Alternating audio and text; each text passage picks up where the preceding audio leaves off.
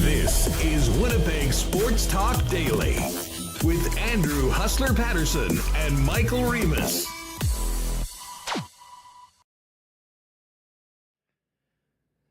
Hey, what's going on, everyone? Game day, another preseason game tonight at Canada Life Center. Jets and the Calgary Flames, and we will be all over it today. Scott Billeck's jumping on the program. We'll hear from head coach Rick Bowness, and we'll hear Bones' comments from today. We'll also spend a little time dissecting what the Jets bench boss had to say to Bob McCown on his off day yesterday. Some pretty interesting audio that we'll kick around today on Winnipeg Sports Talk as well. And then later on in the second half of the program, my pal Geoff Fienberg's going to jump on.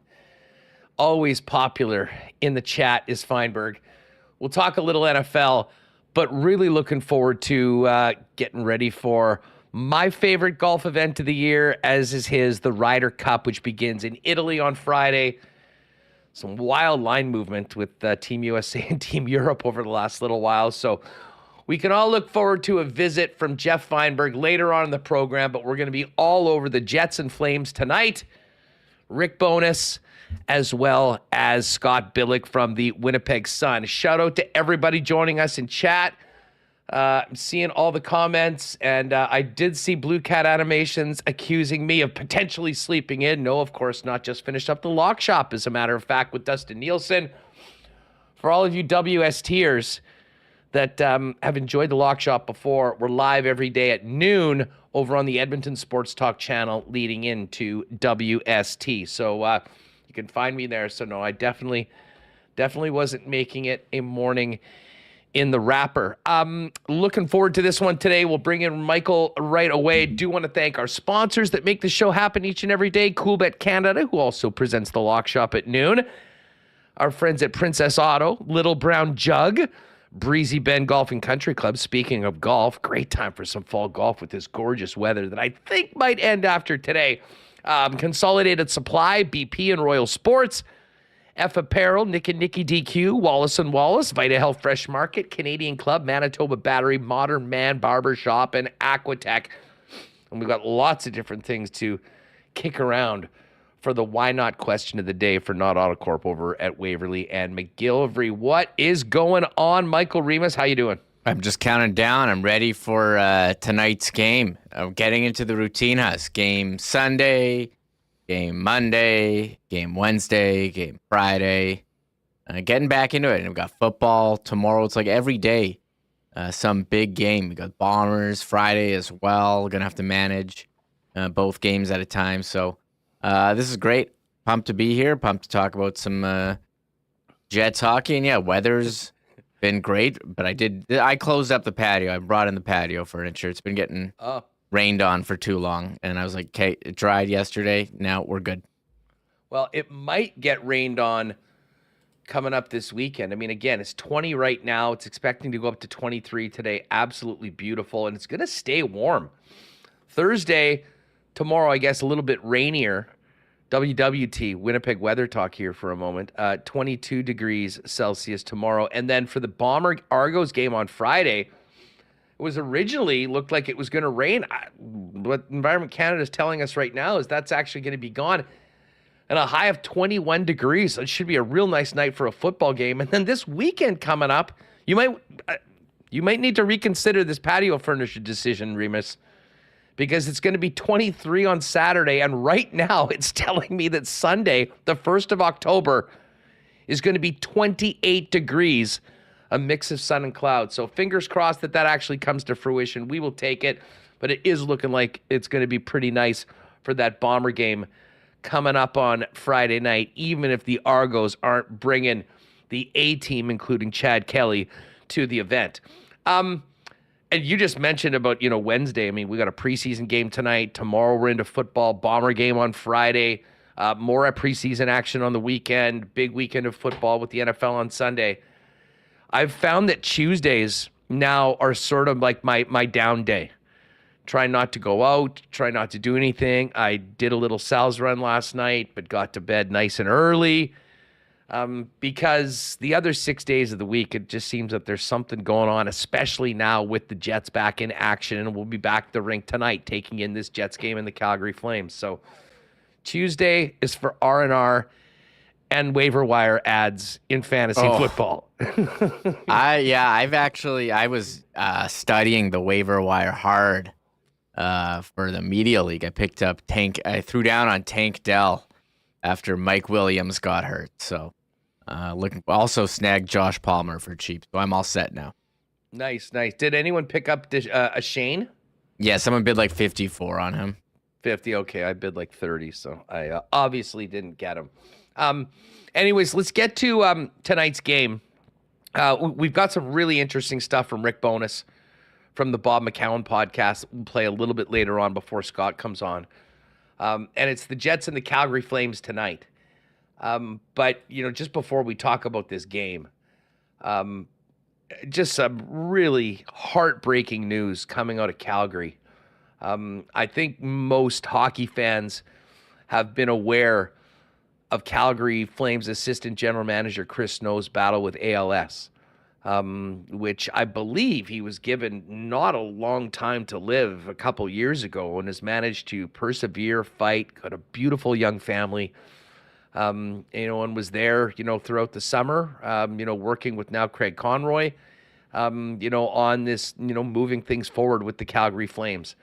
But his wife tweeted out an hour ago, "With a shattered heart, I've come to share that yesterday Chris became unresponsive and went into cardiac arrest. Paramedics and doctors were able to get his heart beating again, but devastatingly, a scan showed that Chris has suffered a catastrophic brain injury caused by lack of oxygen. His doctors do not expect him to wake up from this.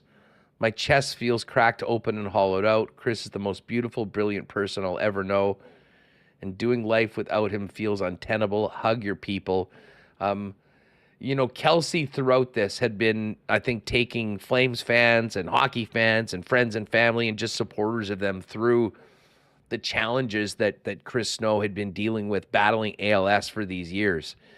And, you knew that, with the devastating disease like that, unfortunately, this sort of news was, I hate to say it, but probably inevitable at some point. I just found this out in the last half hour, and and I think it's part of the power of social media you get to know these people a little bit through seeing their struggles and the battle going on. But I know that everyone on this side of the game tonight, Winnipeg Jets fans, the organization, I'm sure they'll do something before the game, recognizing it, or maybe not, because I guess he's technically still with us. But anyways, just a real sad news relating to the visitors tonight, Remis, coming into this exhibition game. Yeah, diagnosed with ALS December 2019. You've followed their journey on social media. I also follow Steve Gleason, former member of the New Orleans Saints, who also has ALS, who's raised a ton of money and done a ton of research. And he wasn't given very long to live, and I think he threw the first pitch at a baseball game. Like, he was just promoted to assistant GM when Craig Conroy was hired. So I was very saddened to see that, and I agree. You felt like you knew them because they put out so much of their difficult journey out there on social media, and he was doing so well compared to timeline on the initial diagnosis. So that was a heartbreaking story to read. She tweeted that out at 12:06, so just over an hour ago. Yeah, well, and you can rest assured that the visitors tonight, we'll get a chance to see the new head coach, a bunch of a few regulars, and we'll get into this in a minute. But the entire Calgary community, I'm sure, but particularly the Flames organization. Very heavy hearts with the news about Chris Snow today. I guess we move on to the game tonight, which, preseason games are trivial to begin with, but when you start off talking about something as serious as that, the games do mean a little less, but another chance for us to see this Winnipeg Jets team tonight. And the way things look right now, obviously Scheifele, Balharry, and Connor played on Monday. They won't be in the lineup tonight. But for those that were here on Monday night that didn't see Adam Lowry, Mason Appleton, and Alex Iafallo, will get a chance to see that line for the first time. And, of course, Perfetti, Niederreiter, and Vlad Nemetsnikov, who is taking Nikolai Ehlers' spot. Rasmus Kapari gets another start tonight. He'll be alongside Jansen Harkins and Ford. And the fourth line tonight is going to be Viel, Toninato, and Geoff Malott. Now, what's interesting from a Jet side of things, Remis, is that what was expected to be the defense core was Brendan Dillon and Ville Heinola, Declan Chisholm and Kyle Capobianco, Stanley and Nizaev, and Kuzman and Bauer. Apparently, Kyle Capobianco is dealing with a groin issue and will not play. Bauer's going to be in his spot, I guess. I guess we'll see whether it's Bauer and Chisholm or potentially one of the other players moving up. I will say this. My first impression before hearing the news of Kyle Capobianco, with Chisholm playing with Capo and Stanley on a third pairing with Nizaev, was that is not good news for Logan Stanley. Hey, the good news is he's in the game and he gets a chance to play. But and again, maybe this is taking more out of it than is intended, but I guess that's what we do here. We can only speculate. We knew Logan Stanley was in a major fight in the depth chart, and I got to tell you, I think he's got a lot to prove over these next couple games because he's been in the organization for a long time. He only had the 19 games last year. He got passed by Dylan Sandberg. He doesn't project to be in that top six. And whether there's a potential trade or, maybe even a waiver, being put on waivers, which I think he would get picked up almost assuredly with another organization giving him a chance. It didn't look good for Big Stan where he sat on the depth chart. Now, maybe that changes with Capobianco out, but either way, I think he's got a lot to prove right now, and I don't think he's got a lot of time to do it. It's kind of funny. We can speculate so much what's going to happen, who's going on waivers. Well, if someone is hurt to start the season, you can kind of push the decision down the road. And Capobianco, when he's been called upon, he's been good. You saw the shot last game. I don't know if that was really NHL, an NHL opposition, but hey, he was in. He scored. And, he's looked good. His ability to move the puck, and Stanley's had a bit of a rough go, and you see him there on the third line. Well, Ville Heinola gets the number one spot with Brendan Dillon, and who Declan Chisholm's on number two. Certainly interesting. Now, he was with Kyle Capobianco, Chisholm, and Capo's out. So I put Bauer in as a question mark. We don't know if they're going to shuffle the lines or not, but in the line rushes, it was Chisholm and Capo. So I hope it's Chisholm and Bauer. And I know T. Conopoli will second that in the chat, and that's for sure. Bauer's going to be on the Moose. I think we pretty much all understand that. But I'm looking forward to seeing what he can do, against some pseudo NHL competition. He looked good in camp playing with Big Brendan Dillon. That was a serious Twin Towers little operation. And what also be interesting is if the Jets get power play time tonight. Who is out there on the power play? Because there's no Pionk, there's no Josh Morrissey tonight. So I think it will be a glorious opportunity for Ville Heinola to show what he can do on the point, as well as Declan Chisholm. And I'd imagine both of those players will be central figures on a Jet power play unit that won't have most of the PP1 guys from normal game situations. Yeah, I would imagine Ville Heinola is going to be your PP1 if you're doing any preseason NHL DraftKings. lineups, Huss, and I haven't even looked at the Do they preseason. have the pre? Is I that think really so. happening? I looked at it actually, and I there's thought also it was bad enough that I bet on the Jets on Monday night after seeing the Oilers Wow. lineup. we said Jets in regulation. Yeah, and I haven't looked. We can show the Flames lineup in a second. One other thing, Vlad Nemestikov, he's up there with Perfetti and Nino Ryder. That spot reserved for Nikolai Ehlers, who continues to be out with neck spasms. I've never had neck spasms, so I don't know if lasting for like a week here. So you hope. Well, you know what? Yeah. You've got an update, right, from Bones. I do have the update on all of that.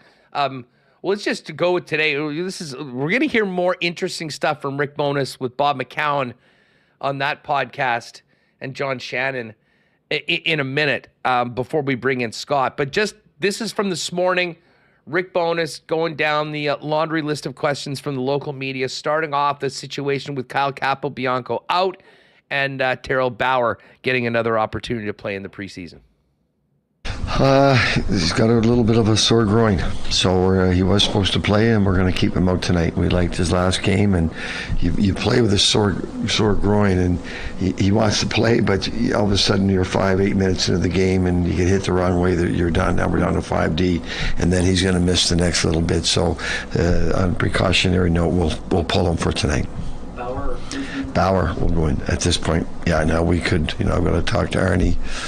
They're out in the other group ice office, but at this point, I've told Ty to come ready to play.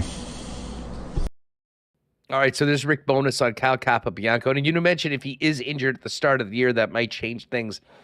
The one thing is, we had in some ways penciled Capobianco potentially to be a guy that would be exposed to waivers, because in all likelihood, they'd want to make sure that Logan Stanley doesn't get picked up and Declan Chisholm as well, even keeping 8 defensemen. So, as Mary Jane just mentioned in chat, I think the defense, Chisholm, Ville Heinola, Logan Stanley, that's going to be a huge focus tonight, certainly of the coaching staff and management, and I'd imagine of the fans as well. Let's get a little bit of an update. That was the one injury we had, that's taken place in the last little bit. We're still waiting to see Nikolai Ehlers, who was in and then was out with neck spasms right at the start of camp. Here's what the coach had to say about the latest on Nick. Well, he's still not skating with the group. He skated with the injured guys today, and we were hoping he would play tonight. We were hoping he would play in Ottawa, but that doesn't look like it's going to happen. That's disappointing for him and for us. Is there any concern?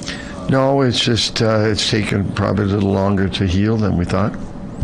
And understanding is it wasn't even hockey related or even workout related? It was in the gym after, yeah. How frustrating is that for you and him? Yeah, both very high frustration level. Very high frustration levels, and and that's from Rick Bowness. I can't imagine, Reem, how depressing this must be for Nikolai Ehlers. Now, it is important to remember this is the preseason, but and if it was some other player that hadn't missed the amount of time that Nick had in recent years, we wouldn't even be talking about it, except for when's the guy going to be back. But I've already seen some of the comments in chat. Nikolai Ehlers is too important to this team to be out as much as he has been. And I will say this, maybe a bit of an ominous start to the season, to training camp for Nick, but the sooner he can get back in, the better. And if anything, we learned from Rick Bowness that it is an issue for both the coaching staff and certainly the player not having 27 available. Yeah, rough year last year, playing 45 of the 82 games, but you look early in his career, 15, 16, as a 19-year-old, he played 72 games, 82, 16, 17, 82, 17, 18, and I think he played every game in 19, 20. It's just the past couple, he's had some rough injuries, and I know some of those seasons in there, they weren't full 82. I don't remember the games, but, didn't play. He's injured, twice? Last year, and look, you had a disappointing season. You want to come back ready for camp, and to be injured 17 minutes in to training camp.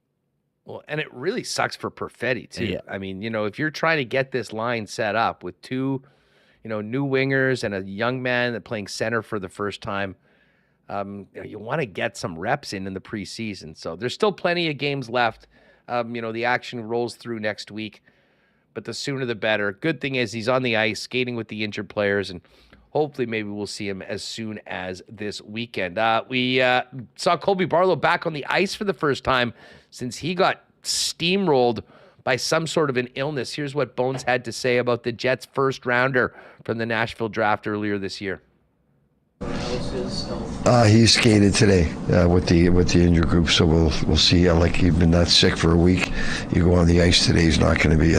You're not going to step on the ice and feel good. So we'll get a report from him on a little later today. How tough is it for him? I mean, he wanted to make an impact and show you what he can do. And Yeah. now he won't be able to play probably before the first 4 games of the earliest. Yeah, no, that's disappointing for him as well. I was anxious. I hear so many great things about the kid. I was very anxious to see him play, and stuff you can't control takes care of that.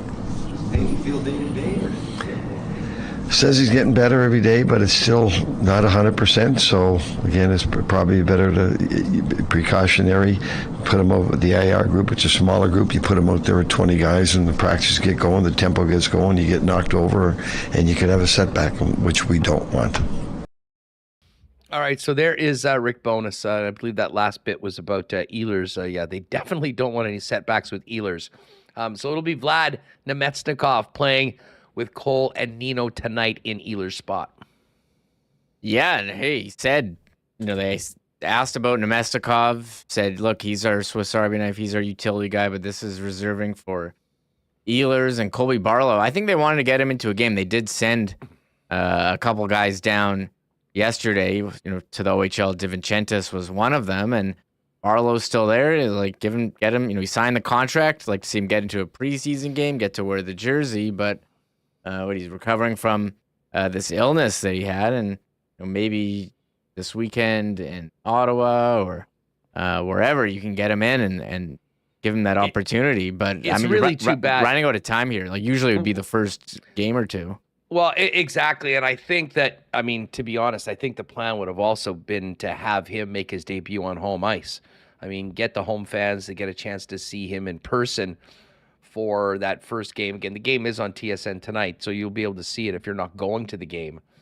But that's unfortunate for Barlow. I can't wait to see what he can do at some point. It might have to be in a televised game away, but I'm sure they would love to get him into a game beforehand. I'm just not sure whether that is going to happen. There's just one more home game after this, and that is coming up next week against the Ottawa Senators, so more than a week away. And I guess the question is, I think it's still possible that Colby could stick around for that long. We certainly have seen young players, first rounders, like Mark Scheifele, for instance, stay right through the preseason and even get a few games at the start of the year. Not expecting that to be the case. But I would imagine that all things being equal, if they have the opportunity to play him in front of the home crowd, they will. Although that final preseason game could essentially be the dress rehearsal, if you will, for the team before the opening game to the season, October 11th in Calgary, before they come back to take on Paul Maurice and the Panthers on the 14th for the home opener, 3 p.m. on that Saturday. All right, we've got more from Bones and some really interesting stuff. John Shannon, who, of course, is holding it down for Bob McCown, who's recovering for some health issues on the Bob McCown podcast, had Bones on yesterday. We've got that coming up for you in just a minute. Before we get to that, I do want to thank our friends and sponsors at Modern Man Barbershops for their support of Winnipeg Sports Talk. Modern Man now has 8 Winnipeg locations, including the newest locations on either Pembina Highway or Plessy Road. And guys, Modern Man has you covered for pretty much everything to do with your dome. Haircuts, beard shaping, shaves, color services, and more. And an incredible selection of men's hair care and beard products as well. Book your look via modernmanbarber.com at any of the 8 locations. And make sure to give them a follow on Instagram as well at Modern Man Barbershops. This last few days has been like a little bit of extra blast of summer, and man, it has been appreciated. The pools are closing right now, but if you're thinking about a pool for next year, the experts are Aquatech. You can get working on that. But you might not know that Aquatech has thousands of home renovations to their foundation and can upgrade any space in your home. If you're ready to enhance your kitchen, your bathroom, or even add a man cave to your home, Aquatech is there for you. Visit aqua-tech.ca to learn more about their whole home renovations, including financing options.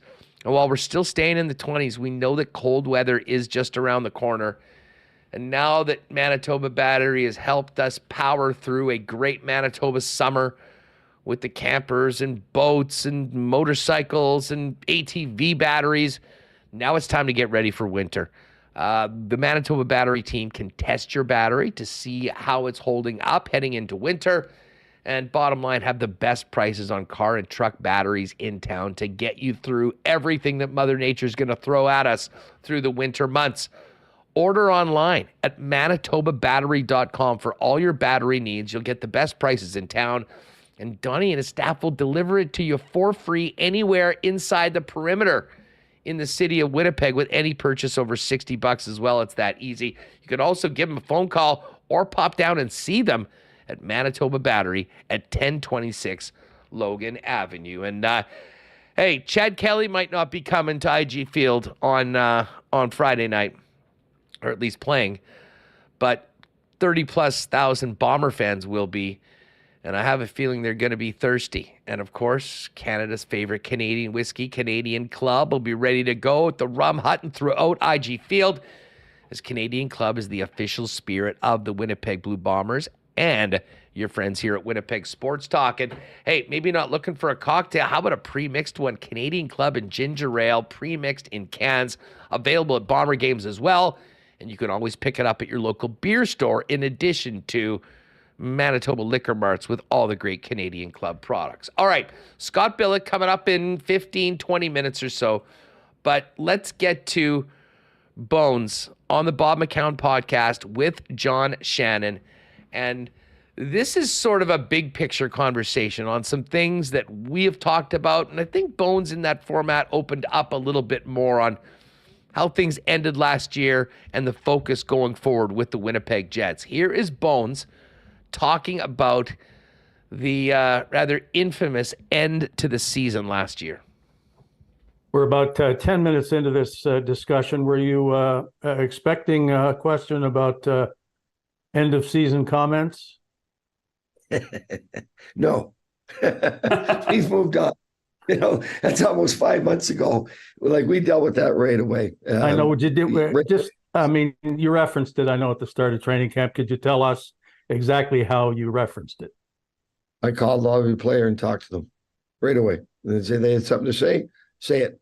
And when they had, but at the end of every conversation, they understood where I was coming from, and very few of them, and most of them agreed with me. You know what? So I think, Dave, if you take the words and the emotion away from it, but focus on the content was right. We weren't very good. So take the emotion and intensity out of it, take the words out of it, focus on the content, focus on what the message was. The message was right. We weren't good enough. And sometimes in life, as you know, in this job, you draw a line in the sand. And when you draw a line in the sand, you're usually going to get a couple of guys rattled by it. And that's fine. That was the objective of it, to get them rattled, to get them thinking about it. But honestly, we've moved on. That hasn't been brought up with any of the players. But but you're right. If you let it linger, we didn't let it linger. We dealt with it right away. They said what they had to say. They understood where I was coming from, and we've moved on. All right. Remis, that was really interesting. And, you know, we had talked to a few of the players beforehand, and Rick has mentioned it. You know, they had conversations throughout the summer. Hearing that question from Dave Hodge to Rick, very clear that the aftermath was, listen, I don't think it was taken very well by a lot of people. I can certainly tell you the way it was taken by everybody that watches this program. And it was about 99% were loving Rick Bowness even more for telling everybody exactly how he felt, which echoed, I think, the feelings of most people that care about this hockey club. And there was a lot of people that were quite disappointed at the pushback, to use a Bones term, about what the players had to say in that final meeting. So to think that afterwards Bones let things settle a bit and then called everybody and got it out on the table, to me, is exactly the way you'd want a head coach to deal with that. And I'm not surprised that he said by the end of those conversations, most of the players, frankly, probably should have been all of the players, were sort of understanding where he came from, because that was an ugly way to pack it up for a season that they'd worked so hard to get to where they were. It was just such a disappointing ending with the way game one started, and then you have Morrissey get injured, and you lose in that overtime, and then Mark Scheifele gets injured early in game four. It's just, and then you have the game five where it wasn't close, and you lose to the eventual Stanley Cup champions. It was certainly tough, but one thing you mentioned has about Rick Bowness and the fans being on his side. We had Fan Fest this past weekend. I see, among the biggest cheers walking down the runway to the ice is Rick Bowness. Fans certainly have his back, and he has preached that open line of communication. He's not playing any mind games with anyone, and I think you got to respect that. Hey, it's a good thing for all the other politicians in town with this election coming up that Bones is busy as the head coach of the Winnipeg Jets, because Bones is one of the few people in this community that has, I don't want to say full unanimous support, but Bones to this fan base right now wins in a landslide, if you know what I'm saying, when we compare him to many others. Ticona Pauly, by the way, thanks very much for the super chat. Oh, concerns that the Ehlers' neck injury is still related to the Hartman hit end of last season, missing games. Hopefully that is not the case. I mean, it apparently happened in the weight room afterwards, so we won't try and put two and two together like that. But let's get back to Bones, because one of the other things that was talked about was the challenge that Rick Bowness had coming in to Winnipeg, into that locker room where, things had gotten so sour for the last couple of seasons. And Bones talked about the challenge of coming in last year and changing the culture internally of the Winnipeg Jets. You got to remember, when they brought me in last year, there was all kinds of culture issues here, and there was. So let's not get ourselves. We knew what we were getting into. The team had missed the playoffs. The team had underachieved. So we had to come in here and we had to raise the bar, both in terms of the culture and the way we played. So we did that. And listen, so we made a lot of adjustments. We did become a tougher team to play against. I know we hit a skid there for a little bit, but the bottom line was we came in to change the culture. We've done that. Get the team back in the playoffs. We've done that. But that all being said, we have to take this team to another level. We're like 31 other teams. We didn't make the playoffs. So we have to be better. I have to be better. The coaches have to be better. The players have to be better. So that's kind of the message that's been sent all summer, and the message that we're going to continue right through this year. But we had to get back in the playoffs for sure, and we did that. Were we happy with the way it went? No. So you address it and you move on, but you've got to raise the bar, and we're going to continue to raise the bar, and we're going to continue to keep pushing here. All right, so there's a little bit more of Rick Bowness from the Bob McCown podcast, and those comments about as frank, open, and honest as I think we've heard Bones ever be about the culture change that was needed in this club. And honestly, like listening to that in the context of what's happened this summer, I think tells me a couple things. One, that they really did believe that Rick Bowness was going to be able to... Listen, I think they probably would have liked to have moved Blake Wheeler last year, to be honest, if they could. But that contract was just not movable, and I don't think that they had the appetite for a buyout at that point for a guy that was still very productive. But when you think about the way the season started and the buy-in, and then the sort of erosion of that, and the all too familiar slide in the second half of the season, and then the embarrassing way that the playoff series ended against the Vegas Golden Knights, and then what we heard from players starting off with Blake, you put those two together, and I think we're getting a pretty clear reason why the Winnipeg Jets organization, who had only bought out one player before in Mark Stewart, who clearly was no longer able to play at an NHL level, was willing to drop $5.5 million to send a guy that just scored 55 points for them packing. Yeah, and I see people in chat mentioning Wheeler did get on the board last night, the Rangers preseason goal, and Yeah, it was interesting to hear him. We'd speculated on culture issues or whatever, but you heard it from the coach's mouth that, you had to come in, clean some stuff up. They wanted to get back in the playoffs, and look, they changed the style of play, got better defensively, and now I think they're going to try to increase the number of goals this season, because last year we talked so much about, the record when they don't score 2 was not very good, and they try to, get to 3, and Hellebuyck can keep it within 1 to 2. You should be in good shape to win a majority of your games. Yeah.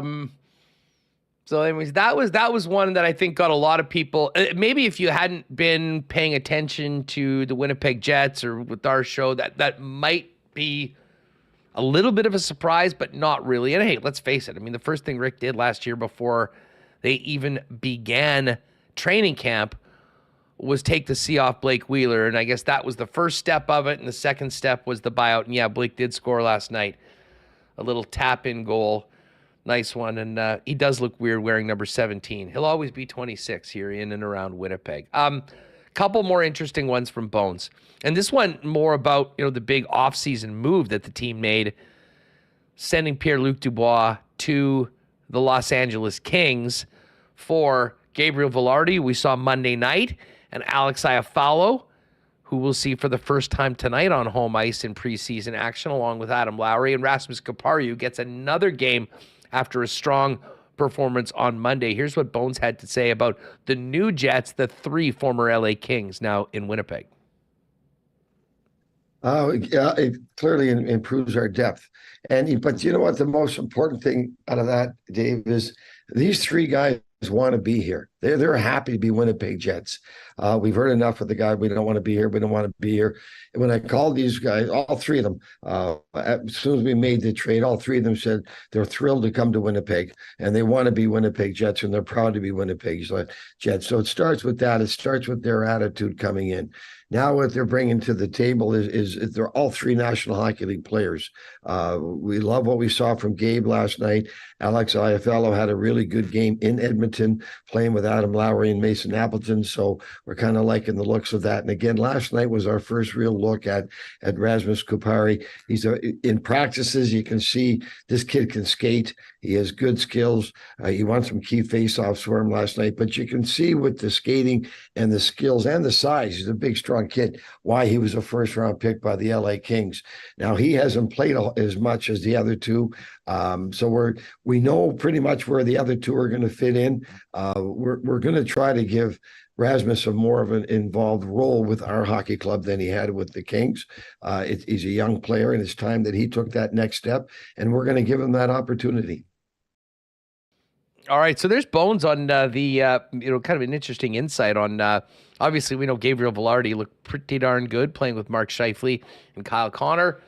And I'm most interested to see this Lowry line with Appleton, who's always been there, but how Alex Iafallo, wearing number 9 on that line, looks early stages were good. Didn't get to see as much of that Sunday game as I would have liked, so that'll be a focus up on this evening. Now, the one other thing that Bones did address was something that we thought might be taken care of before the season, but has not been, is the contract situations for Connor Hellebuyck and Mark Scheifele, 2 of the most important and long-serving Winnipeg Jets. And Bones did get into potential distractions with the expiring contracts of 2 of their top players. Well, the good thing with that is they're good pros. They're not kids. They've been around the league a long time. They're both 30 years old. They understand the business side of this game now. They've been around long enough. They've seen their teammates come and go. They've paid close attention to what's gone on to future unrestricted free agents around the league. So they've got a good feel. They're character guys, and I'm not worried about it being a distraction to them.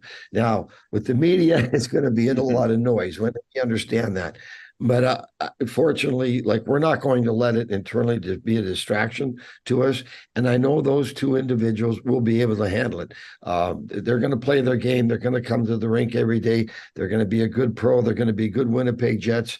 Hopefully things can get resolved with them and get them both signed, so they're here for a lot longer than just 1 year. That will play itself out over time. But I am not worried about them being distracted by it at all. And I'm not going to let it won't. And because of that, it should not be an internal distraction within the locker room as well.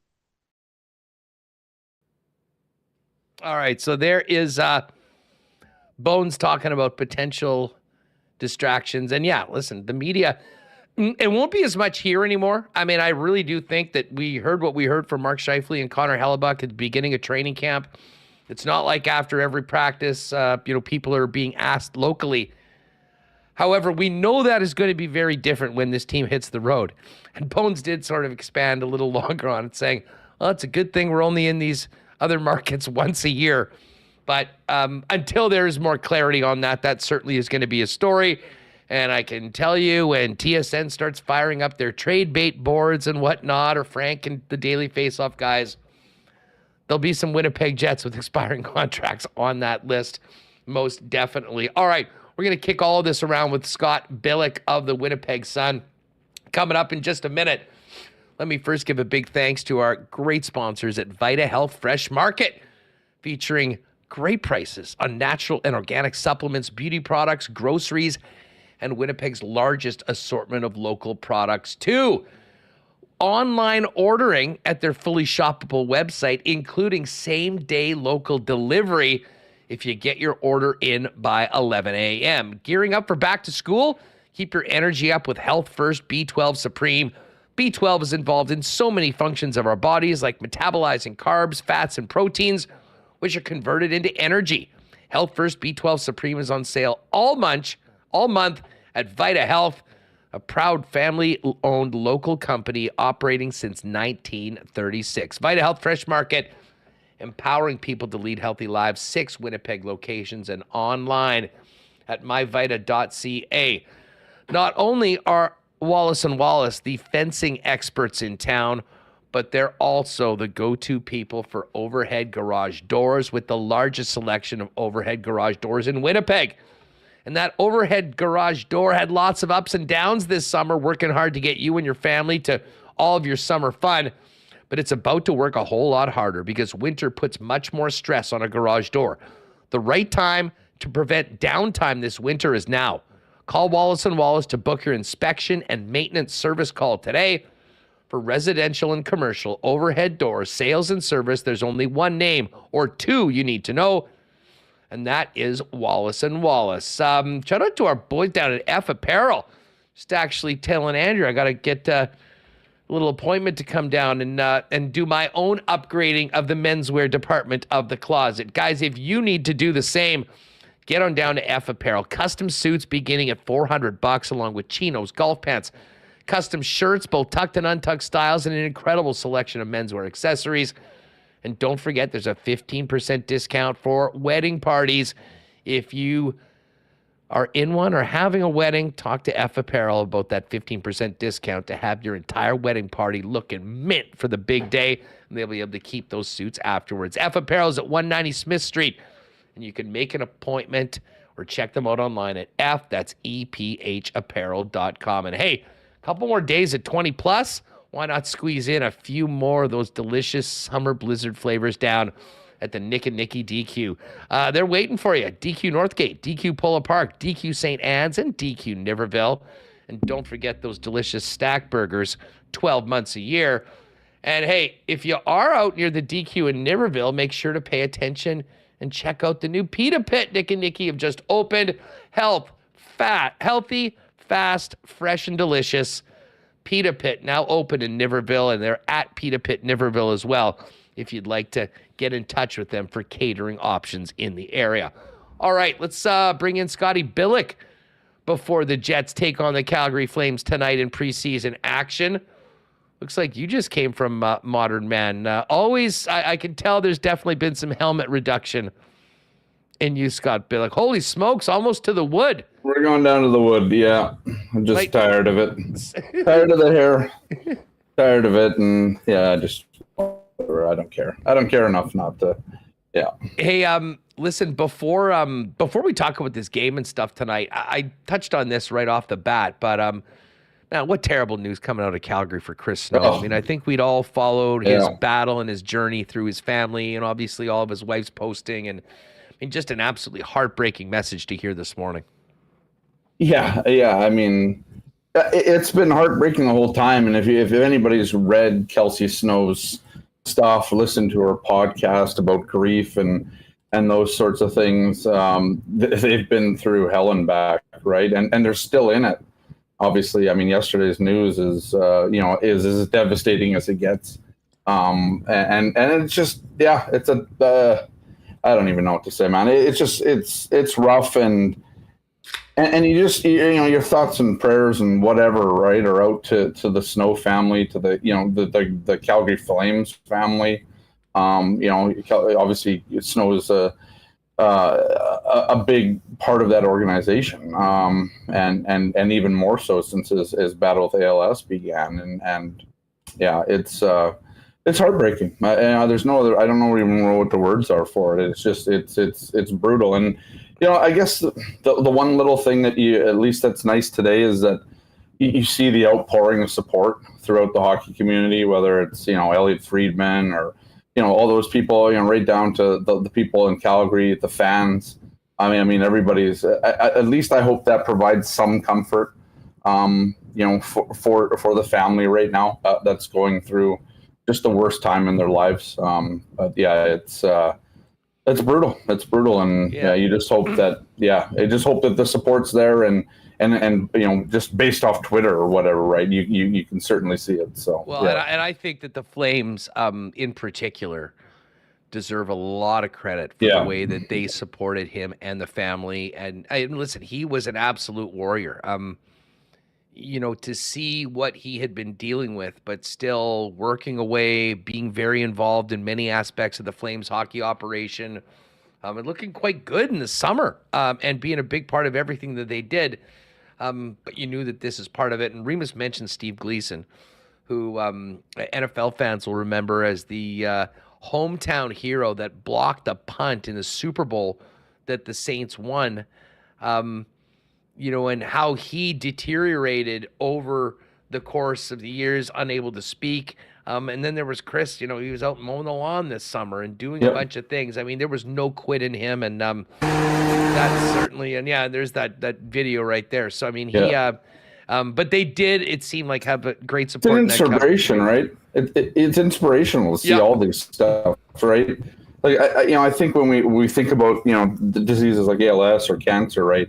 They can be so debilitating, and it's something to celebrate every time you see somebody, making. I don't even know if it's progress, but at least being able to do some things that they can still do, and then that's not to take anything away from the people that can't either. I mean, these diseases, they affect everybody differently, and that's the thing. Not everybody gets the chance that Chris had to do some of those things still. And so, I mean, it's been every time. I mean, the whole family has been inspirational. I mean, I think, we talk obviously about Chris and that, but imagine what Kelsey has gone through. His wife, if people don't know who Kelsey Snow is, his wife is, but she's sat there and she's documented it all, and she's, and people have surrounded her, and it's just the entire, there's so many bad stories in the hockey community. I mean, we're still waiting to hear what Kevin Constantine did and when Itachi or allegedly did and all that.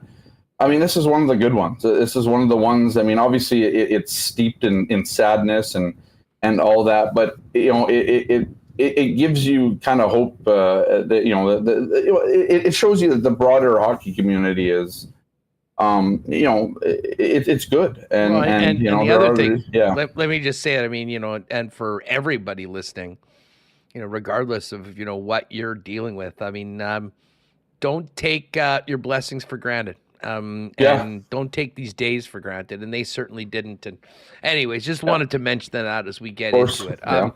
We've got this game tonight, Scott. And let me start off with, let's talk about Logan Stanley here, because I don't think that they're, like we said yesterday on the program, I mean, in typical Canadian hockey market fashion, what are we talking about right now? Who's going to be the 13th forward? I mean, we're basically talking about press box duty, but Logan Stanley's, in a unique situation. This is a guy that there were very high hopes for. They traded up a few spots, but used a first-round pick to select him. And he was always going to be, I mean, Mark Hillier came on our program an hour after he was picked and said, this is a project pick, but we have a lot of confidence that he can turn into be a solid NHL player. He's 2 years away from being 2 years away. Well, those 2 years went in junior, and then there were years in the minor leagues, and then he became a National Hockey Leaguer. And last year, Logan Stanley only played 19 games and got passed by Dylan Sandberg, and comes in to the most competitive camp we've seen on the blue line with some other players like a Declan Chisholm that have major potential that are not waivers exempt. The first thing that I noticed when I saw this lineup for tonight's game was that Logan Stanley was scheduled to be playing on a third pairing with Nyazev. What have you made of Stanley's camp so far? And what is his situation, in your opinion, going into tonight and the rest of the preseason? I mean, it's not good, right? I mean, I think if you're Logan Stanley, I don't think you looked at the roster today and were, that happy with it. But I guess if you're Logan Stanley too, the only way that you can be happy about where you're going to play in this lineup throughout the rest of this preseason, is if you play the game that you're supposed to play. Here's the thing. To me, Declan Chisholm has played well in camp, has had a really good camp. You also have Elias Salmonson, who is being groomed by Josh Morrissey throughout this camp and has been placed with him. So we know where this team is going with Salmonson and what the future is for him. And then you have Billy. And honestly, Billy being with Brendan Dillon, there's a connection there because last year, Brendan Dillon basically took Billy under his wing. And when he was called up a few times, I remember talking to both of them in Buffalo last January, I believe it was. And Brendan was really trying to help Billy just with the ups and downs of going, from the AHL to the NHL and maybe playing a game, but only playing, 7-8 minutes a night. There was a lot of help there. So I think, Brendan Dillon's really taken Billy under his wing, and that's why you're seeing those two play together. Chisholm with Bauer, I think there's a road to the NHL for both those guys. I mean, it's possible that Tyrell Bauer, if he keeps developing, could be Brendan Dillon's replacement at some point. A big bruising guy who can be on the back end.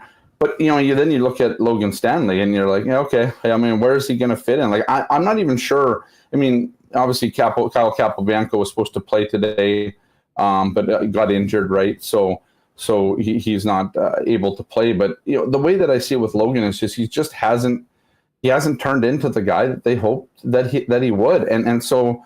Now he's sort of like, okay, you put him down here. Can he play the position and maybe not bring down his line mate? To me, Logan Stanley's on an island tonight, right? This is, go out and prove that you can actually do something. And it's been a tough road. I don't know who they're going to put on waivers, right? There's basically three guys right now that are vying for two spots, and both of them are, basically fighting not to get thrown on waivers. If I'm Logan Stanley, I might want to get thrown on waivers and just have somebody pick me up and have a new place to kind of try out, a change of scenery, like Erasmus Kapari or other guys, right, that maybe just didn't get that opportunity. Whereas a team that's on the top of the waiver wire list might come and kind of take him. But, you look at, he played 19 games, and we got to talk, he obviously was injured at multiple times last year.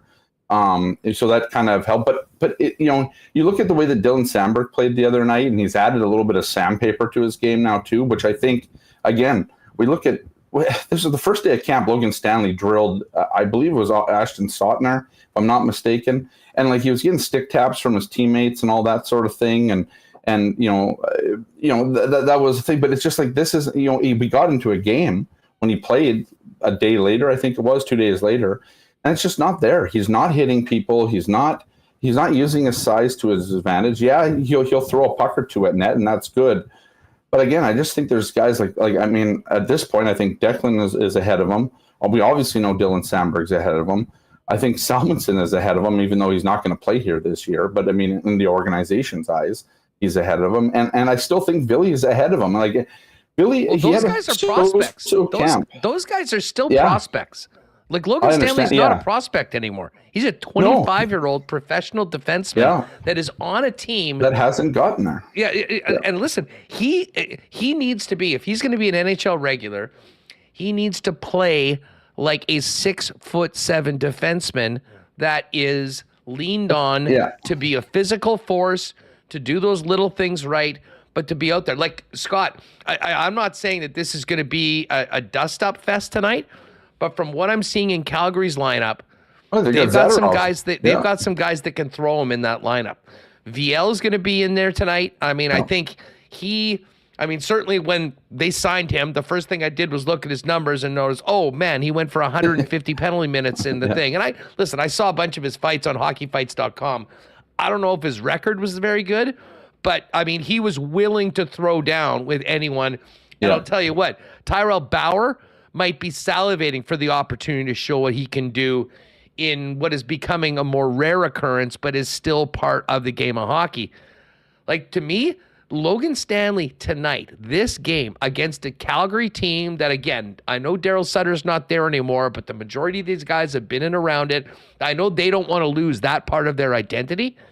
Like, we can't be making a big deal about one hit in one training camp practice for a guy that was brought here to be a guy that plays like that all the time. And listen, I'm not expecting things to just change all in all, but I'll tell you what, if I'm Logan Stanley and I see where I am on this depth chart tonight, knowing that I'm in the lineup against the Calgary Flames, I'm going to go out there as if somebody just smacked me in the face on the way out to there and be in about as ornery a mood as possible. To me, that's the only way that I think he can get management to maybe change their thoughts on where he is right now, because it has been underwhelming. Yeah. I think we know where management's thoughts are on him, though, right? I mean, you just look at the lineup. Like, I get what you're saying, and I agree to it. I agree with it. I don't know if I don't think even if Logan Stanley has a good game tonight, that it's really proof of anything, right? Like, Logan Stanley should have came into camp this year, and he should have came into camp last year at the same thing too, right? Like last year was a three-way battle for the job, and I mean obviously he was injured, but Dylan Sandberg won that job, and I think it was evident from early on in camp that Sandberg was pulling ahead of Logan Stanley, and it wasn't mostly of that was because of his defensive play. Like he could actually play sound defense. And now that Sandberg's added a little bit of grit to his game, you're more willing, a little more comfortable in that. Like everything that you wanted to see from Logan Stanley, some of these guys have already done, right? Like the guys that were maybe below him before, those guys have taken. I would even say a guy like Tyrell Bauer. I mean, I think the expectation tonight is that Tyrell Bauer is going to go in there and throw his weight around, right? And that's what he does. But he's shown that, maybe not at the NHL level because he hasn't really played a lot of NHL games, none really in the actual NHL, a couple preseason games. But, here's a guy who, with the Moose last year, this is his MO, right? He's a tough guy. And you look back to last year's trade deadline, and, the long one guy that a lot of people were wanting in Winnipeg because of that sort of thing, that toughness and that was a guy like Luke Shen. And I look at Tyrell Bauer, I'm like, okay, well, there's a guy that, this team needed last year. And I think Tyrell Bauer's playing the type of game. You see him in some of these practices. He's not afraid to go after some of these guys and take a run at them. There's some familiarity with the team now. But I just think that Logan Stanley's been passed by a lot of people. He obviously asked for a trade last year. He didn't make any kind of bones about that one. I mean, he didn't really want to talk about it at all. But I think Logan Stanley's got to look in the mirror and be like, hey, like, I'm the problem here, I'm the guy that needs to go out and play to my size, to my skill. Like I think, it was one time, what did he say? It was Chisholm, I think that Rick Bowness said they like his reach or whatever. But the thing is, like, you're not hearing these things from Rick Bowness about Logan Stanley, and that's a bad sign, right? It's a bad sign.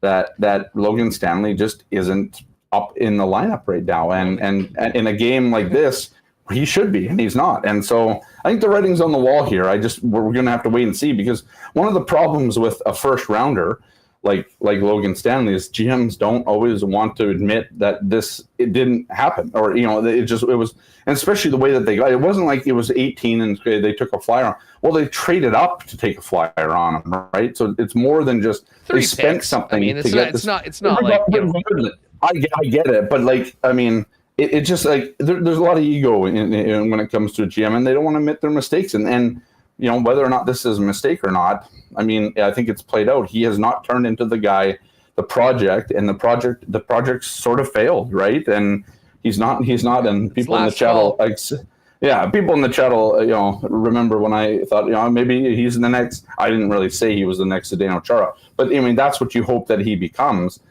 He's nowhere close, right? Yeah. And so, listen, here's the thing, and this is why it's going to be so interesting with Bauer and Stanley playing in this game tonight against a team like the Flames with the lineup that they're bringing, is that there is absolutely zero question about the physicality and toughness level of Terrell Bauer. I mean, I would argue that Bauer is probably the toughest guy to wear a Jet jersey since Dustin Byfuglien, and again, we're talking about preseason here.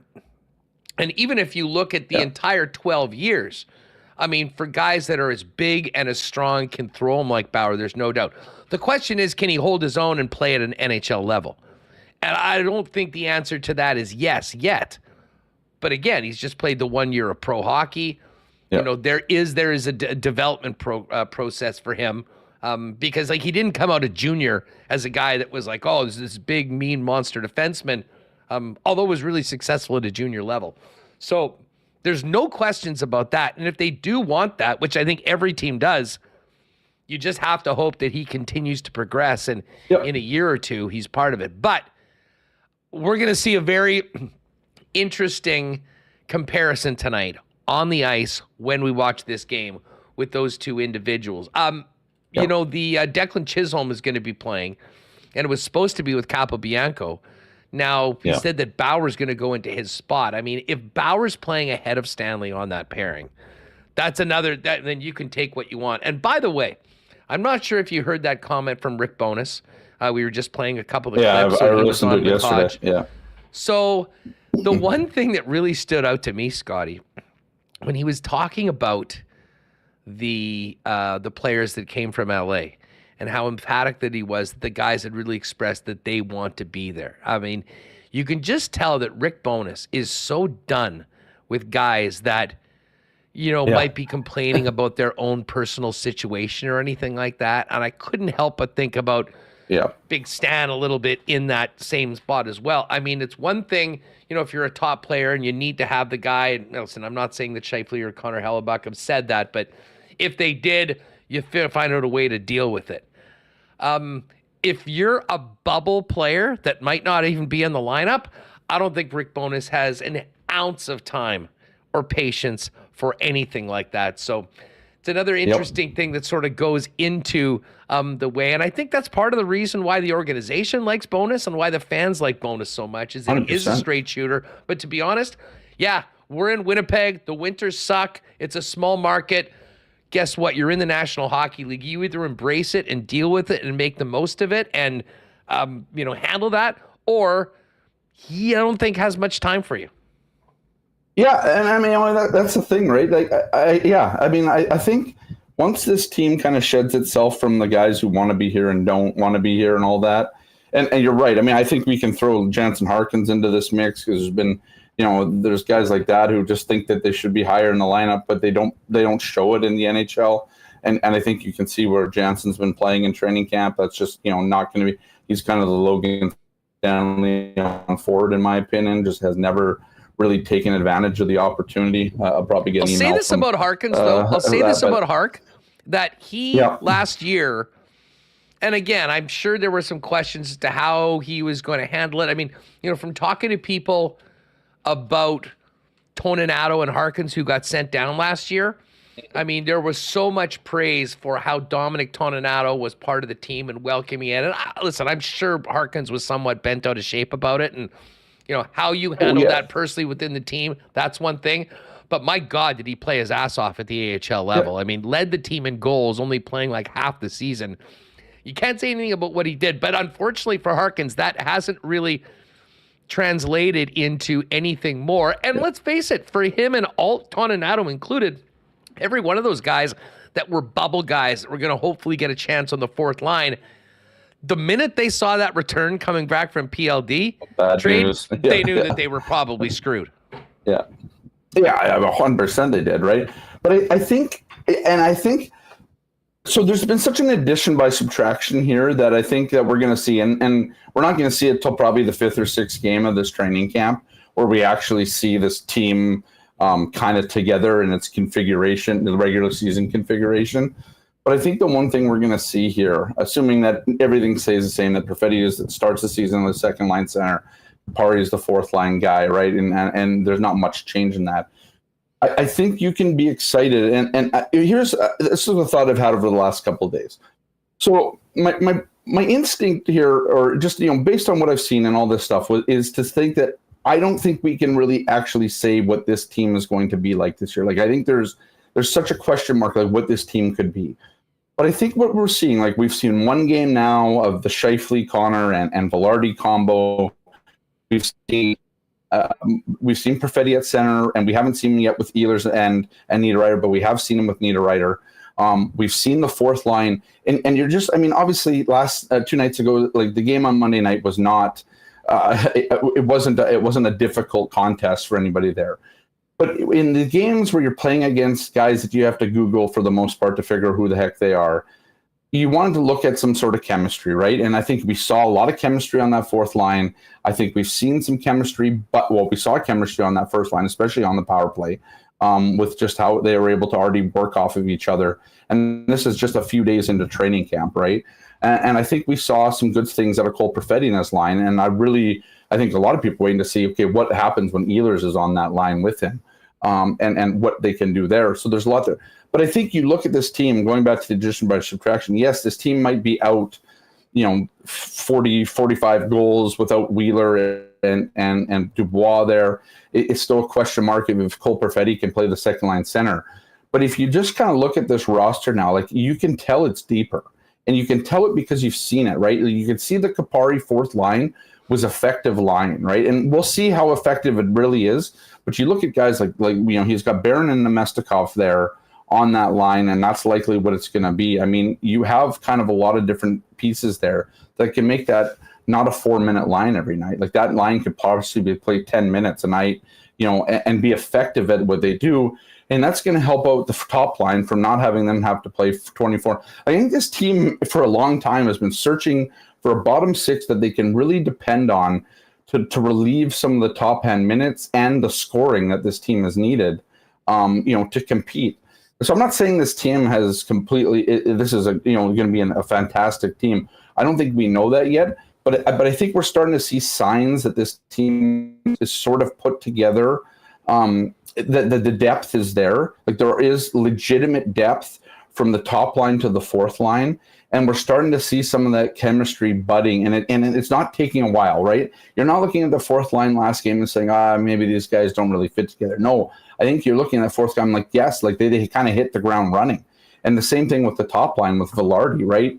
And so you talk about these guys that have come in, and Bowness talking about those guys, and obviously they've embraced the city and all those sorts of things, but there's opportunity. Like Gabriel Vilardi spent most of last season in the bottom six. He is now on the top line on an NHL team. Like that can't go kind of. And he scored 23 goals. Right in the bottom, basically mostly in the bottom six. Actually, he had a cup of tea with Anze Kopitar on the top line and all that. But most of his stuff. So this is a guy who is now he has the opportunity this year to take a huge step, and turn into a 40-point guy to possibly a 60 or 70-point guy, just on the fact that you're playing top pairing minute or top line minutes in the NHL, and you're going to be on the top power play unit.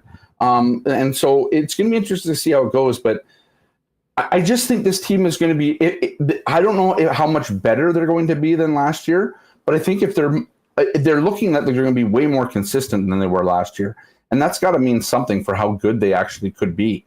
So I'm not trying to sell hope here or anything like that, but you're just looking at the idea that this team has become deeper down the lineup. But I think there's going to be, I think they are going to be better than last year because of that, just because they know there's just going to be a lot more trust, I think. And we're going to see, I think, we still got to see what happens, with Mark Scheifele, because I think that's a huge question mark.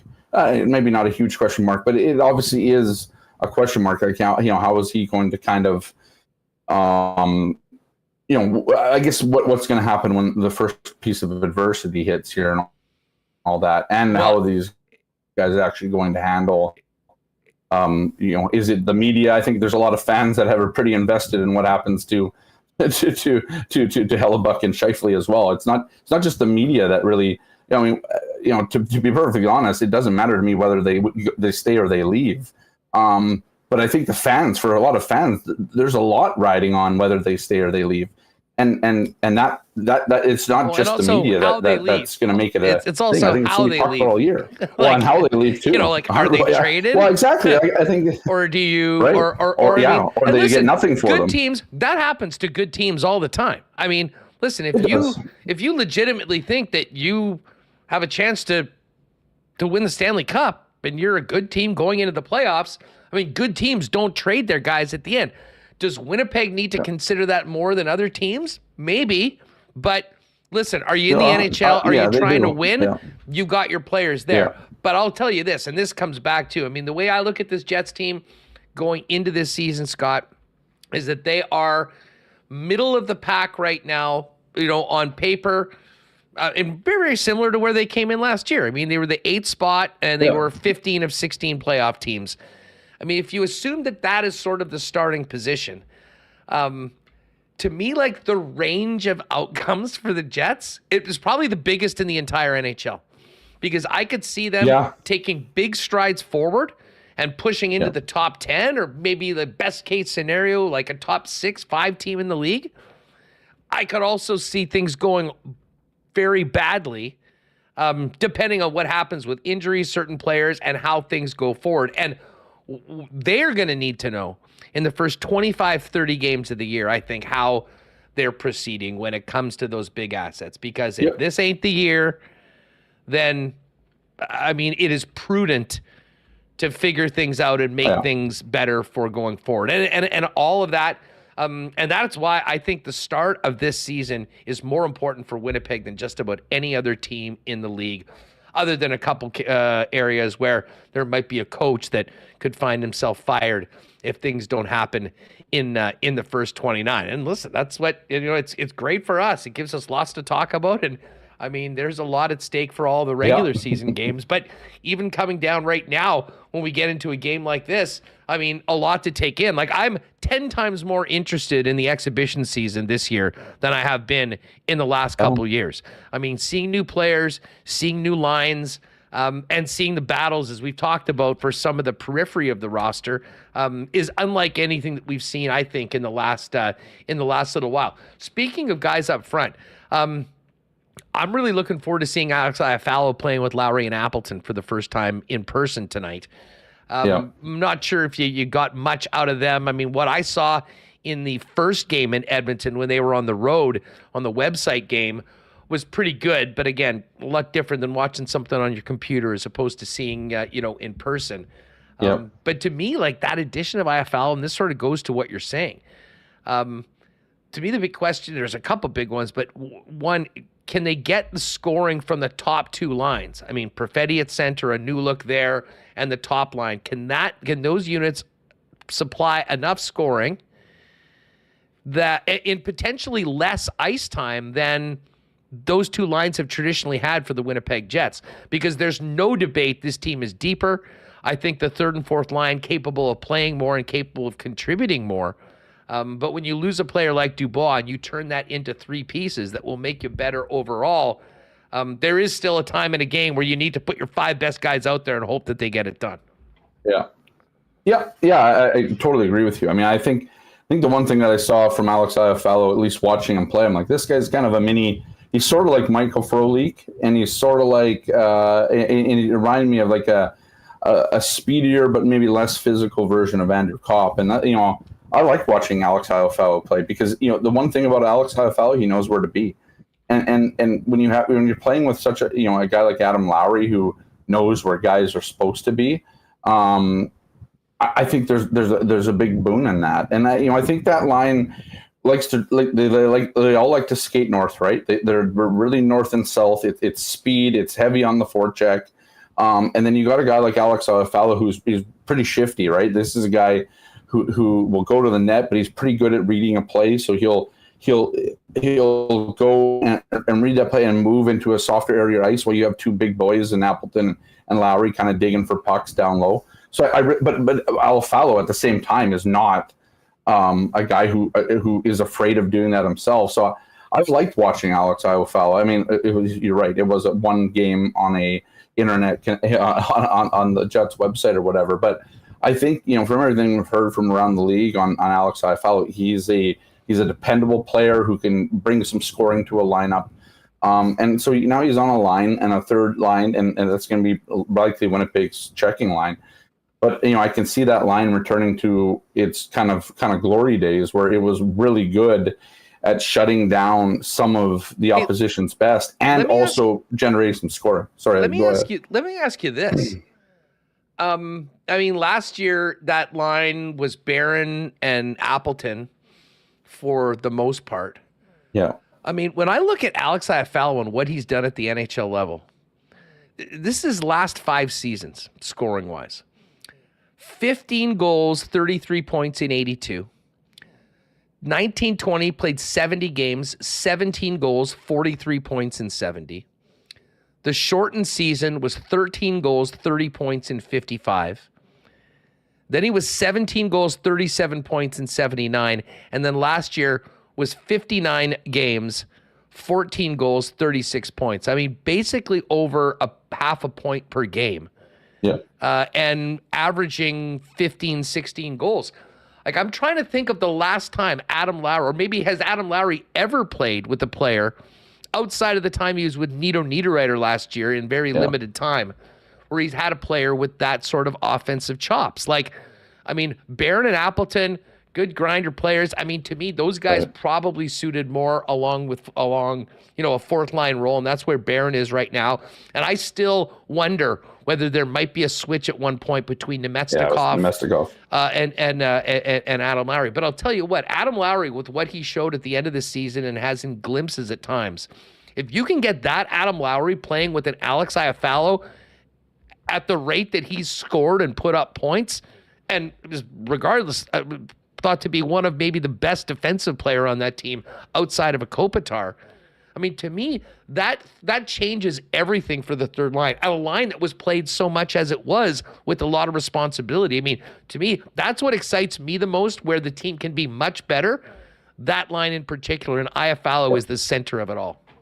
I agree. And I think in the last couple of years, you've seen an Adam Lowry that's had to kind of, for lack of a better term, try and do it all on the ice, right? Like, he's been playing with guys where he's either been a gateway to guys moving up the lineup, or he's been kind of this, like, can this guy play in a third line role? Can this guy, or if not, he's basically been playing and been stuck with a bunch of fourth liners. When Adam Lowry, and then it just, I think one of the problems that with Adam Lowry is he's good enough to be a good third line center in this league, but he's almost to the point where he's so good at kind of like helping other guys either get better or at least find out what they are, that it's almost been for a couple of years now, he's almost been a guy who, you throw guys to kind of experiment with. I think they're getting away from that this year. I know this is what I mean, right? Like, I mean, we can rattle off some names here. Carried him around like guys, a piano on his back for 70 games that year. And then people are like, oh, well, Adam Lowry's not playing very well, or Adam Lowry's taking a step back. It's like, well, I think there's been people that have held Adam Lowry down, right? And Adam Lowry is a great player. He's not good enough, though, that he can, in my opinion, that he can really kind of pull two guys along with both of his hands and still use a stick somehow to score goals or to do that, right? Like, I mean, there's there's a real thing here that if you give Adam Lowry some freedom to play with guys that are on his level a little better and actually keep them there instead of graduating like they were doing with Andrew Kopp for a couple of years, where Andrew Kopp would kind of move up into the thing to cover off injuries or whatever. Like, I think one of the best years that we ever saw at Adam Lowry was when he played with Tanev and Kopp. And we're talking 4 or 5 years ago now. But when he was playing with both those guys, there wasn't really a question, right? Everybody knew what they were doing, and it really worked well. And you didn't have to.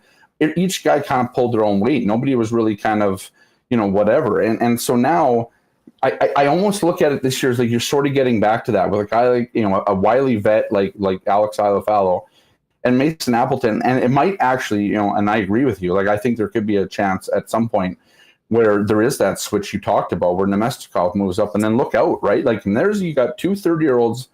Basically 3 30-year-olds all on that line playing a checking role that are very defensive minded, like know how to play defense really well, all 3 of those guys. But all of them can score too at the other end. And so if this is a line that's sent over the boards every night to kind of grind out the opposition's best in their own zone, right? And hold puck possession time and grind out teams in that zone like this line used to do with Kopp and Tanev. I think you're going to see, 15 goals across the board from anybody on that line. And again, that's going to take some of the pressure off of the top line that we've seen, that this team has always played so top heavy, right? Because that's where the scoring's always been. I think, again, going back to this whole addition by subtraction, the depth that they've added up and down this lineup, I think there is an opportunity this year for this team to, and especially that third line, to do some damage in the offensive zone more than just holding teams there. They're going to hold teams there, and then somebody's going to, drift into a little bit of soft ice and put one in the back of the net. And again, I think it bodes well for the Jets. Like, I think this is a team that it's shaping up to be a team that Rick Bowness can work with, right? Like, this is more than anything. I think last year, it wasn't really, Rick Bowness came into a pretty crummy situation and tried to make the best of it. I think this year they've shed some of that weight that they got rid of. We can talk about Blake Wheeler or Dubois, who I think his thoughts a lot of time last year, maybe in the last bit of the season, were elsewhere at that point. I think now we're looking at a team, at least on forwards, that have a lot of. There's just a lot of depth on this team. I mean, I do believe Rick when he talks about the depth on this team, because I think we're seeing it, and we're 3 games into. Well, we're about to be 3 games into the preseason, but we're still a day away from being a week into, to training camp. But I think you're starting to see some things about this team that are positives, that are coming together, and it's going to be. And Rick has said this many times, a team that's harder to play against. I think this team is becoming a team that is legitimately going to be tougher to play against on the ice every night. Yeah, certainly. I think it'll be more of a real team too, where I think everyone's feeling a part of it, and I certainly expect a little bit more evenly distributed ice time as well between the 4 lines. Scotty, great stuff. We'll catch you at the rink tonight. Appreciate you joining us for a weekly chat here on WST. Have a good one. Yeah, you as well. My condolences for our fantasy matchup past week. I didn't expect Keenan Allen to catch 18 balls, so and throw a touchdown. Yeah, I forgot about that one too. Yeah, he did toss a touchdown. So the Pat Pack will be back. The Pat Pack will be back. That was nice. I mean, you might be the one. You remember how I'm googling now. We'll see. Brock Lesnar was the 1 in 22-1 for the Undertaker at WrestleMania. You might be the 1 in 13-1 for my squad. I still like it. Right. Have a good one, pal. Yeah, we'll talk later. Right on. Good stuff with Scotty Billeck. All right, fired up. We got Fienberg coming up in just a second. Before we do that, a big thanks to our friends at Princess Auto. Don't forget, folks. Friday night, Bombers Argos, bit of a buzzkill with Chad Kelly not starting, but the Bombers need this win, and they need a sold-out crowd behind them. Get to the Princess Auto tailgate party nice and early, opens 2 hours before the game. $5 beers, $3.50 poppin' hot dogs, great entertainment, and a great place to get ready to get loud behind the Bombers. Of course, Princess Auto is proud sponsors of the Blue and Gold and WST, and the place where you'll find the best deals and the most unique assortment of tools and equipment around. Everything you need to complete the projects on your list or start something new is at Princess Auto. Pop by and see them, Panet Road, Portage Avenue West, or shop online 24/7, 365 at princessauto.com. Shout out to the gang at Consolidated Supply, Spicy, Joe, the entire crew, doing it all summer long. They still are the good leaders and the folks that you need to talk to first. If you've got irrigation system issues or need to put a new irrigation system in, not to mention artificial turf, outdoor, indoor as well. Maybe you want that dream putting green in the backyard. And of course, the exclusive club cart dealer in Manitoba for new and used golf carts. Other great options for your property though as well, including hot tubs and amazing outdoor kitchens. And they also are the leader in small engine parts and repair. Pop by and see them. Consolidated Supply, showroom open to the public, 1395 Niagara Road East, or find out more online at cte.ca. You all know Manitoba's #1 sports superstore with the biggest and best selection of licensed team gear featuring the Jets, Bombers, Blue Jays, NHL, NFL, and more is Royal Sports. Actually, my pal Greg from Royal was actually at Camden Yards last night seeing the Orioles and going to be taking in a few football games in the midst of a bit of work trip. But hey, if you're getting ready for Jets season, pop on down there. Thousands of pieces of Winnipeg Jets merchandise, tons of Bomber gear, and many exclusives that you won't find anywhere else. NFL gear is in, all 32 teams represented, and of course, hockey season is here, and they are the #1 hockey superstore. Been doing it for 40 years. Family-owned in Winnipeg. Royal Sports, 750 Pembina Highway, and you can follow them on Instagram at Royal Sports Pembina. And hey, it's been a great start to the NFL season for Monday Nighters. Couple double headers the last 2 weeks, which was fun. Been enjoying them at my local Boston Pizza. Best place to get together with friends for the big game is always your local BP. Tonight you'll have a big Blue Jays game, Jets preseason game as well. And one thing you can always count on, win or lose, ice cold schooners, world famous BP wings, gourmet pizzas, and the latest from the BP feature menu. And hey, if you're staying in, you can always order online at bostonpizza.com. All right, WST fan favorite, the one and only Geoff Fienberg joins us now. Fienberg, how are you? Great to have you back on the program. I'm always good. I'm always happy to come on and join you. Hey, you first off, you've got this Blue Jays, a beautiful Blue Jays jacket on. I wanted to talk a little football and golf with you, but what's the vibe around the team right now? It seemed like it's very close. A unique situation with Houston playing Seattle right now. Great weekend, not so good last night. Got Garrett Cole this evening on the mound for the Yankees. Where's the pulse right now of the Blue Jays nation in this final homestand of the year? I'll be honest, Huss, I actually walk into this a little insulted because I was wearing this beautiful jacket. It's like a 1992 bullpen jacket that belonged to my grandfather. My grandmother must have been like clean freak because she kept it dry clean. It's perfect condition. A dude on the street offered me less money than it probably went for retail in 92. I was like, buddy, you don't even get out of here. As for the vibe on the team, it's not like those previous playoff teams where it was just this like always buzz about the Jets. The city is kind of, I don't want to say tornado city. We love but we don't know what's the name of it. It's a very Japanese high club. It was carried for 2 months by the Kikuchi. I could argue they've been underachievers, but when you were carried for 2 months by Muirfield and Kikuchi, maybe we should be happy where we are. I don't know what this team is. It's imperative that they can get this taken care of so Gossman can pitch the first game of the playoffs. Yeah, no doubt about that. If they can't set their rotation, they got no chance. They got no chance. Just before we go on, we're getting a weird check an your echo mic. on his microphone. I think you picked the wrong one. Here, just hit accept, I think. This might fix it. Sorry, boys. It's okay. Hey, believe me, this is nothing compared to what we've dealt with for the last couple of days here. This is just very, very minor. But we are going to get that out. Is this better? Or yeah, perfect. that's good. Done deal. Perfect.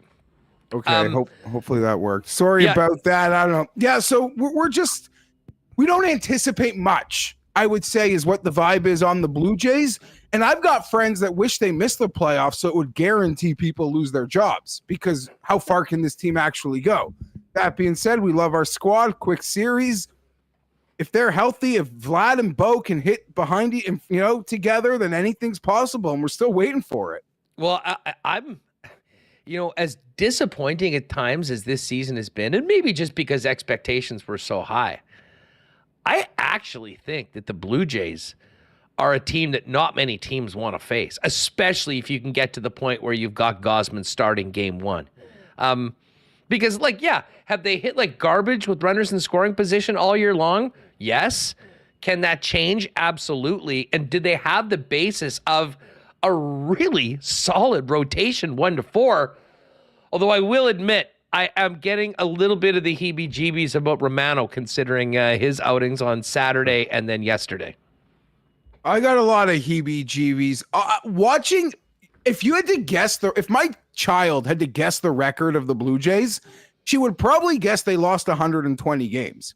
Because I act like every night's a misery watching this team, Hustler. You're not the only one. You're definitely not the only one. That being said, they haven't clinched. But when you look at what's to come this week and the fact that Seattle is playing Houston and playing Texas, it would almost take losing out to even be possibly missing the playoffs. Are they better off in the third wild card and getting Minnesota, by the way, if that happens? Probably. That feels like a bit of a desired perfect scenario. But again, I'm okay with anything so long as they can clinch and not have to use Gausman on the last day of the season. And preferably clinch before the last weekend so they can totally just get Romano, Hicks, everyone important, all the high leverage guys, all the rest they need going into, like you said, a short series. And it's baseball. They hit with runners in scoring position for 2 weeks. All of a sudden, they're in the ALCS. Stranger things have happened. Geoff Fienberg with us on Winnipeg Sports Talk. All right, we'll get to Ryder Cup in a minute. A lot of people, Connor, who's working with us, he and a bunch of folks were down in Minnesota on the weekend for an absolutely insane game between the Vikings and Chargers. And I don't know why anyone would have expected any different. How did you handle that last 5 minutes in the fourth quarter with the going forward on 4th and 1, which I do think was the right call? One of the worst plays they could have possibly chosen to do it. But, you get a half a yard, you win. I believe they've got a 250-pound, 6'4", 6'5" quarterback. If there was ever a time for a sneak, maybe that's it. But listen, you got the win 1-2. How are you feeling right now about the Chargers considering the star-crossed start? And, of course, a win doesn't come without some misery. Mike Williams out for the year. Out the year, Quentin Johnson, Josh Palmer definitely got to step up. Huss, after the 0-2 start, they got the Raiders. We both hate the Raiders, although you'd probably rather see the Raiders win this game to get rid of us. But a chance to get to 500 and then get a bye week and then just sort of take a total deep breath and reassess. I will say Justin Herbert, 9 touchdowns, no interceptions, nearly 1,000 yards passing. He's incredible. People, if you just watch the last 2 minutes of some Charger games, you'd be like, oh, Justin Herbert's horrible. But every game is essentially so close, and he's won a ton of those also. I promise you, people. You think the Chargers blow people out? You don't trust them to cover 3 points versus anybody. So all of our wins have also been Justin Herbert playing hero ball in the last minutes of football games as well. And you are right, Huss. You watch the Eagles get that yard for free 100 times a game, and I don't know, why wouldn't the Chargers or the rest of the league? It's like there's a money tree growing, free yards, and the Eagles are the only one to touch it. It is, I know there's been talk about, them changing that rule. Well, they didn't. So as long as you can do that, is that not a better option than doing a backfield motion and then handing off to Josh Kelly, who had probably about 15 yards in the entire game on multiple chances? Yeah, just a horrible play call. I agree with your assessment entirely. You go for that, but you can't call a dust play. And maybe teams shouldn't do what the Eagles do in like the second quarter, because maybe you can get your quarterback hurt and you don't want your quarterback taking those shots. But in the most highest leverage of situations, that's where you'd be like, I know we pay you a fortune, but we got to let 6 people fall on your back right now. Yeah, that's just the price of doing business to get the win. Something we can definitely both agree on. The Denver Broncos are an absolute disaster. Shout out to Mike McDaniel for putting up the 70. I would have been more than happy if he decided to kick that field goal to make it 73. But man, Sean Payton in an ornery mood right now. I mean, where does this go? Because I thought that there was the potential for this to be a very volatile season, and it couldn't have started off much worse for Denver. Oh, it could not have. It's a total nightmare. It's like a repeat of how bad last year was with Russ. Just now it's Peyton, and even the defense that was great last year has sort of come, bursting at the seams. I will tell you this, Huss. I'm a sick individual. I love the Denver Broncos this week. It's versus Chicago. I mean, yes, Miami Buffalo's the big screen game if you're like with multiple TVs and stuff, and it's the main TV. But I will be like fighting on the hill of no. We need to give Chicago Denver like the premium B spot. My fascination is off the charts, and I've capped the game. It's got nothing to do with what's on the field. It's simply Sean Payton, like angry dad, I feel like might be able to scare the hell out of his players into performing versus the Bears, where Eberflus might actually be horrible. He doesn't have the equity of what Sean Payton has in my head. So I've literally bet that game just based on the fear of God in the Denver Bronco players beating the Chicago Bears. I see Yin Vivian in chat. Sean Payton's about to erupt. Yeah, there could be a Game 5 Rick Bowness level rant coming if they don't get the job done against the Bears. And listen, they couldn't have a better team to be going up against. I mean, it is abjectly hilarious for a team that just lost by 50 to be road favorites the following week. But that's where we're at with Chicago. And yeah, big questions about Eberflus. The bottom line, all you need to know about how bad the Chicago Bears are, Geoff, is that they were so embarrassingly inept on Sunday that they managed to get a game with the biggest superstar in the world being shown on TV every 30 seconds, taken off the national game because they were just that bad. Yeah, it's a scary situation. At least they own Carolina's pick. And if you're going to be bad, be absolutely horrible. And this might be a year to do it, but you feel for them, the expectations, which, I thought were insane. It's one of the few things I got right in probably preseason prognosticating, but yeah, what an ugly scene, a horror show. Folks, for more very always entertaining NFL talk with Geoff, make sure to check out the weekly picks with Pat Mayo and Tim Anderson over at the Mayo Media Network. I know we'll be all over the football this weekend, but it is a very special weekend for guys like us. It's Ryder Cup. You get it once every 2 years for 3 days, and it is unlike anything else. President's Cup as well, but this team event. Let me first off ask you, because I know you've been following this from a betting perspective for well over a year. USA had been a big favorite for a long time. And I just pulled up Coolbet right now. USA is now plus 120. Wow. To win. Wow. Europe minus 105 and a tie plus 111. I can't believe how much these odds have switched. Why is Europe all of a sudden a favorite after basically for the last year seeing them as a massive underdog against a USA powerhouse that boat raced them last time out? For context, Hustler, on the Friday of the Open Championship, I bet Europe at plus 200. Okay, I followed that up with a plus 190 a few days later. I went back in a bit later at plus 165. When Whistling Straits ended, you were expecting the Americans are for sure going to end their drought in Europe. When we did our season preview shows at Christmas, the line was insane. But as the season played out, the line never moved. And I get it, the Ryder Cup's not taking a lot of future action, but the line never moved. And what was happening was Justin Thomas just wasn't being Justin Thomas. a guy like Tony Finau, who we love, didn't do anything and played his way off of the team.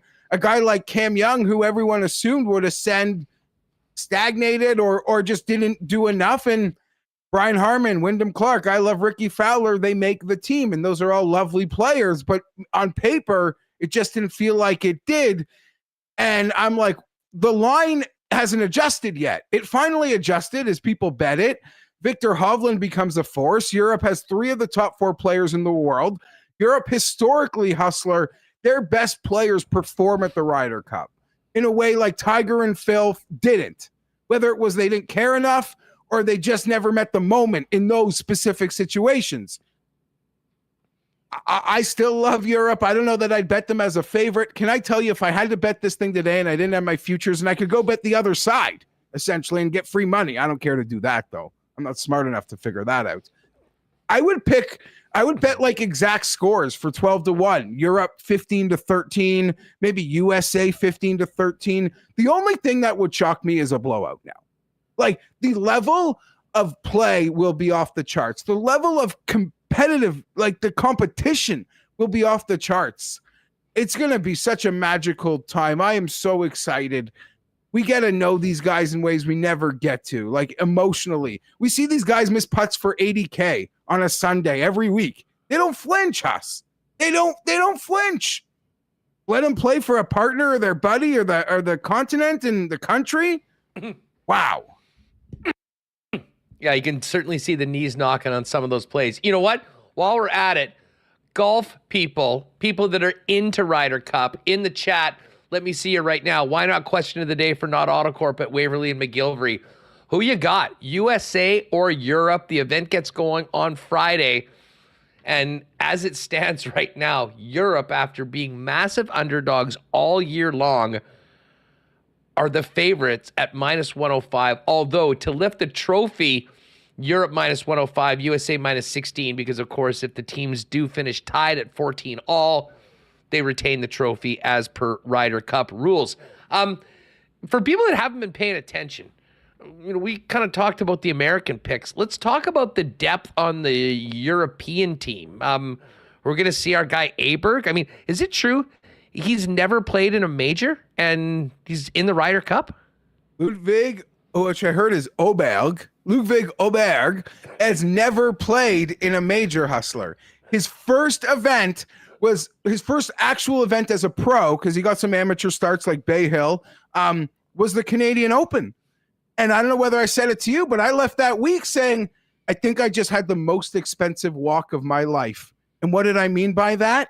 I just witnessed this kid in real life, and you know me, Hustler. I'm like a dog on a bone. Like, once I like you, I can throw a lot of money in your well. I'm no sharp. I'm a sophisticated square. I know when I'm making my mistakes.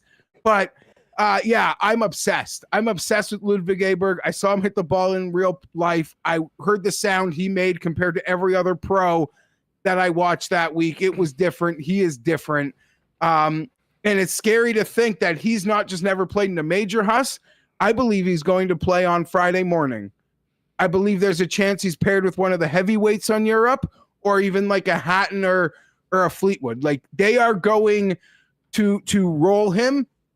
And I would say my favorite bet that is still available, I don't even want to use the word like lock, free money, all that stuff, but I just said it. So now it's out of the bag. Ludwig Aberg, top European rookie, +165, to me is incredible. Now, I have that laddered. I have top overall rookie. I have top wild card. I'm all in on Ludwig Aberg for some fun this week. Yeah, it's hard. I mean, when the other rookies are Sepp Straka, Højgaard, and Bobby Mack.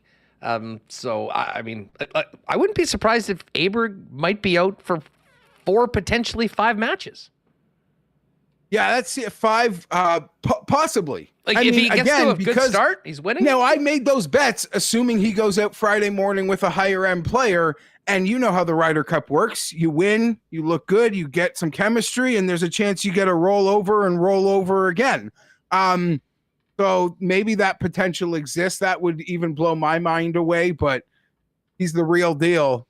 and I can't wait to watch him under these pressure situations this week. Hey, for folks that, haven't really been paying too close attention to the practice rounds and everything going on there so far, who's been playing with who? What? Anything sort of noteworthy or surprise you that we might take for Friday from the way things that the captains have set up in these practice rounds? Yeah, and it's going to look like egg on my face, Hustler. I'm going to wear it because you try to guess at what things are going to happen, but if things don't go your way, your guesses look really stupid. For example, I bet Brooks Koepka to get no points at 40-1. I bet Brooks Koepka under 2.5 points. But I said I have one doomsday scenario that scares me, and if I was the captain of the American team, it's how I would utilize Brooks Koepka, and that's to pair him with Scotty Scheffler. And it seems like they got the message because that could be a real life thing. And I'm not happy about it. It scares me with my Europe bet because I'd argue that's exactly what both of those players need right now is each other and sort of the headspace that both of them bring and skill set that both of them bring. That could be a dragon pairing if it works. And Zach might have unlocked something. I wish he hadn't thought of it. For the European side, if you had to pick a top point scorer from Europe, let's look at the big boys.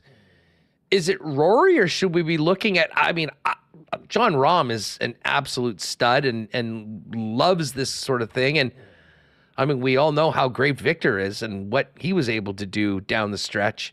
Where are you at with the top European point scorer? If you had to lay a nickel down on one player. I'll give you one from both tiers. From that second tier, I would lean Hatton. I think there's a chance he is straight magic this week, Hustler. I think the golf course and his game and his ability to say par from anywhere can work to perfection. But let's also note, let's just not talk top Europe, top overall, because only one time since 1999 has an American won the top overall market. Why? Because the Americans are so much deeper. If an elite player is struggling, they can just bench him. They can just rest him. The Europeans do not have that luxury. They will ride those horses, right? They will ride them into the wall. That being said, the horse that I would back the most is Rory McIlroy. His tank will be on zero when this thing is empty, and it will either be in glory or in dust. But he doesn't have to do anything to the Masters. Rory, because he hasn't won majors, has built up the FedEx Cup to being important. He tries to sell us on that. We don't buy that.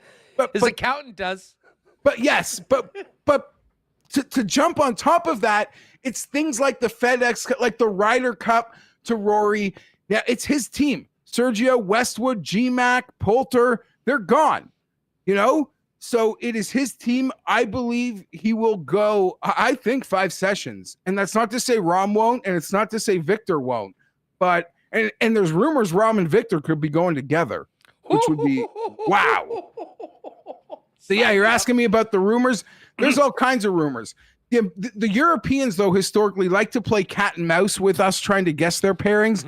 The Americans, because there's a bit of a buddy system involved, they're far more easier to peg as to what we might be seeing out of the gate, like Xander and Cantley and JT and Jordan, etc. Hey, speaking of JT, he was the talk. He stunk this year. He didn't make the final 70, but he's on the team, certainly because of what he's done in the past and reputation as opposed to his 2023 season. Are you buying or selling JT being a good factor for Team USA? I'm buying that he absolutely should be on the team. I don't know how he's going to perform. Honestly, Huss, I wouldn't be surprised if Jordan is the weak link in their pairing. Jordan wasn't playing great coming home either. Just had a baby, though. Baby swag. Come on. We all know that's there's a lot of baby something. swag on Team USA with Brooks as well, just with the newborn. So you're not wrong. Okay. This might backfire. I'll tell you right now. We don't know the Friday morning matchups. I will bet against JT and Jordan and their perfect record from the President's Cup and JT never losing. I don't care who's on Europe. I am blindly going to step in front of them. I'm riding with you. Thank you. Definitely riding with you on that. Like, I don't care what pairing it is. I'm gonna have fun. I'm gonna wake up and I'm gonna pick on them. And if I lose money, here's the thing, Huss. This thing bleeds into football. As long as you do it responsibly, the losses just blur together. Exactly. Speaking of football, your football picks are done. They're in the books. Do you guys have any special Ryder Cup content coming up this week? Going to be doing any shows? The timing's a little weird with it being in Europe, so it's not like our normal times. I mean, I don't know. Like, what? Do we even know what times these things are starting? Yes, so we do. Although you can help adjust my time to your time locally. Here Eastern, I believe that the first, like, it's about 2 a.m. Like 1:45, 2 a.m. Okay, is when so the it'll be 1 morning a.m. here, sessions 1 hour earlier. are going to go off. And then I believe around 5, 6 a.m. will be the afternoon matches. Yeah, tough to do a live show like in the middle of the two when it's 4:30 or 5 in the morning. Yeah, listen, and it's possible maybe at the end of Saturday, but it's also Saturday afternoon. Pat and I have 2 kids. I'm going to abandon my family for singles and football on Sunday. Like, I don't know about content-wise. We did a show with Cam Stewart earlier in the week, so if people want that, that's always got hijinks and hopefully some actionable information there, Huss. And Sunday singles, I have seen it starting around 5:30 a.m., 6 a.m., I only can assume NBC knows they got to get off the air by 1. I mean, they can't control it, and they don't have football games until the nighter, but they know, like regular American sports fan, they're going to watch. They're going to watch to see it close. Is America winning? But the second the football starts, it's over, right? Oh, buddy, this was great. Lots of love for you, as always, in the chat. Folks, get on over Mayo Media Network. Give him a follow at Fienberg17 if you haven't already. Good luck to your Blue Jays the rest of this way. Maybe we can talk some playoff baseball next week. That would be great. I'd love European Sunday singles into NFL football. Be proactive, average dads. Like, you don't have the morning to take care of the kids. Because that's my job on a Sunday, Huss. I do morning shifts and then I abandon. But now I need to abandon the whole day. You need a day. So pay it forward. You need some deposits into the emotional bank account before a large withdrawal comes on Sunday. Take it easy, dude. Thanks for everything. All the best, boys. Fienberg's the best. Always love having him on the program. And as I mentioned, give him a follow at Fienberg17 if you haven't already. Great golf stuff. Whenever we're talking golf, we do it for our friends at Breezy Bend Golf and Country Club. What a great season we've had at Breezy, and there's still some great fall golf to be played over these next few days. I just saw them redoing the tee box on the 16th hole. God, of course, it's going to be great coming up next year after the new greens were opened earlier this year. If you're interested in getting on the waiting list for next year and making Breezy Bend your long-term golfing home for you and your family, talk to Corey Johnson, the GM of the year, our great friend. Give him a buzz at the clubhouse, or you can find out more online and inquire at breezybend.ca. And hey, we got a game tonight. And as I told you on yesterday's show, folks, our favorite beer, Little Brown Jug, now available at Canada Life Centre. Craft Beer Corner in the Upper Bowl is in section 310 at the corner bar, just down from the one outside of our bar, kind of outside the WST section for 316, and the additional seats in 317 right now. And if you're in the lower bowl tonight, north end area, like where the old Moxies was, you'll see them there, as well as in the south end.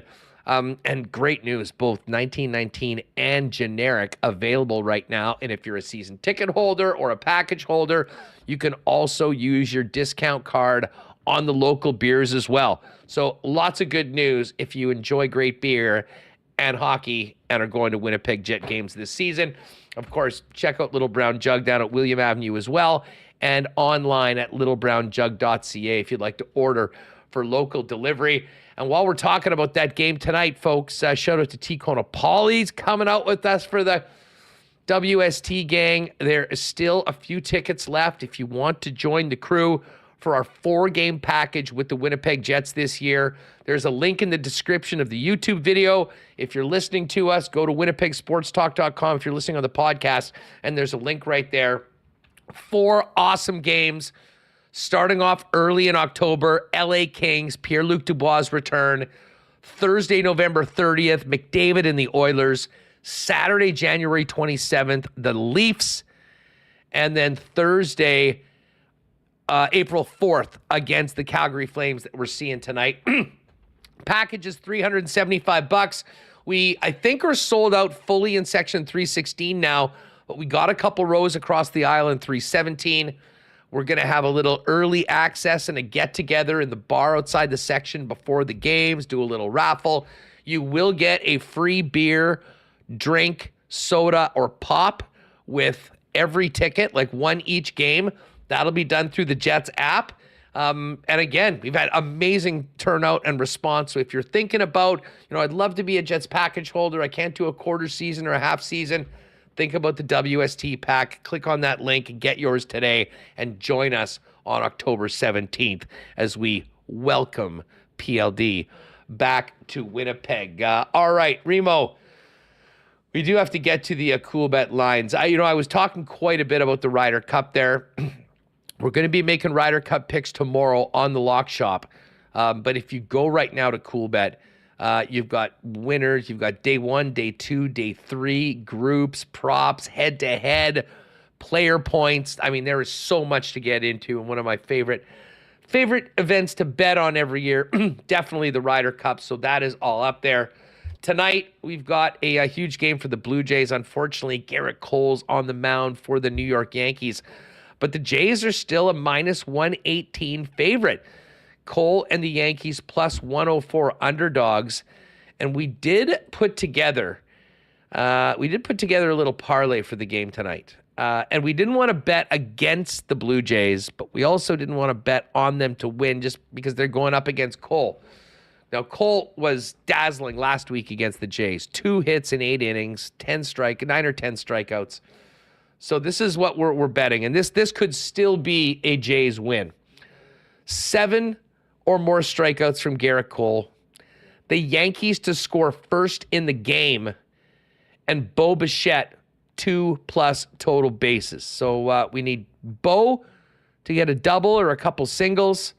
7 strikeouts for the Garrett Cole and the Yankees. That one's at 835.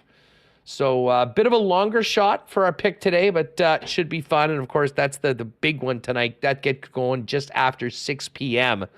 as the Jays look to lock down that wild card spot. If you noticed last night, Seattle beat Houston. Get a little bit more into it. It kind of seems like Seattle and Houston are the teams battling for it right now. Jays still do have a little bit of work left to do. And as Fienberg mentioned, absolutely crucial they get it done and allow Kevin Gausman to not pitch in that final game. As far as the CFL game goes, every single time I turn to the CFL section at Coolbet, the Bomber Argo line's getting bigger. It was 5.5 yesterday. It was 7 when we did the lock shop. It's 7.5 right now. And again, such a buzzkill that we won't see the best of the Argos going up against the Bombers. That being said, Bombers need to win this game. Maybe we'll thank them later and hopefully see the Argos in the game that really matters, and that, of course, is the Grey Cup. So Bombers, 7.5-point favorites right now against the 12-1 Argos. BC, a massive 9-point favorite against the Saskatchewan Roughriders. Montreal, 2-point road favorites in Ottawa to take on the Red Blacks. And the Calgary Stampeders taking on the Hamilton Tiger Cats, Ticats, 2-point home favorites. And the one other number that I'll get to, and we will pick this on the Lock Shop tomorrow, Packers-Lions, Thursday night football, tomorrow night from Lambeau. Detroit laying 1.5 as a 1.5-point road favorite against Jordan Love at the Packers. Both teams 2-1 on the season. If you haven't played a Coolbet before, use the promo code WST for a 100% bonus up to $200 on your first deposit. And be sure to join Dustin Nielsen and myself weekdays at noon before Winnipeg Sports Talk as we chop it up in the Lock Shop. Remo, what do you think about the Jays tonight against Garrett Cole? Pretty tough to back them against the guy that has basically been been the Yankees pitching staff this year. Yeah, I like to. But we're not going to bet on them to win, but we can't bet on them to lose. So you just go with some props. I like that's going to be tough. You look at the wild card. I know Seattle did win yesterday. The Blue Jays 1.5 up on Houston.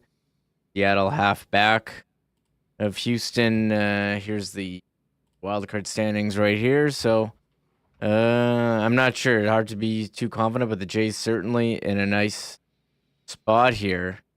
A couple games up on Seattle as we head into the final. Well, it's Wednesday, but final stretch of games here. Season ends on Sunday. How much is Texas up on Houston? 2 games. Okay, so if they were to win both, A 2.5 game. Okay, so Texas is looking pretty good. Yeah, they're looking good.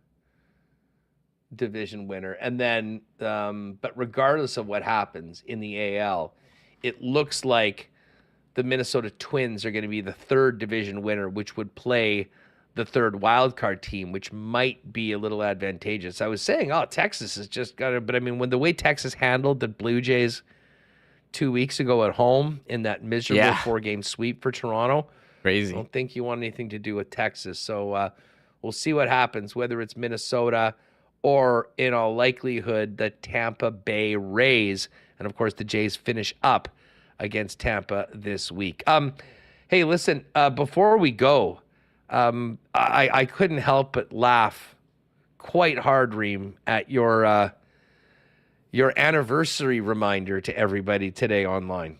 Oh, yeah. I've been waiting to tweet this one out. I've been ever since the preseason started, I've been thinking about this line. It was September 27, 2015, where head coach Paul Maurice said the famous line, "It was an honor to be in the building with them tonight." And if you remember, it was a preseason game, Jets in Minnesota. And the Jets, they sent a pretty inexperienced roster, and Minnesota ran up the score. It's 8-1. And they got a power play at the end of the game, and Minnesota's still, Mike Yeo, still throwing out their top guys.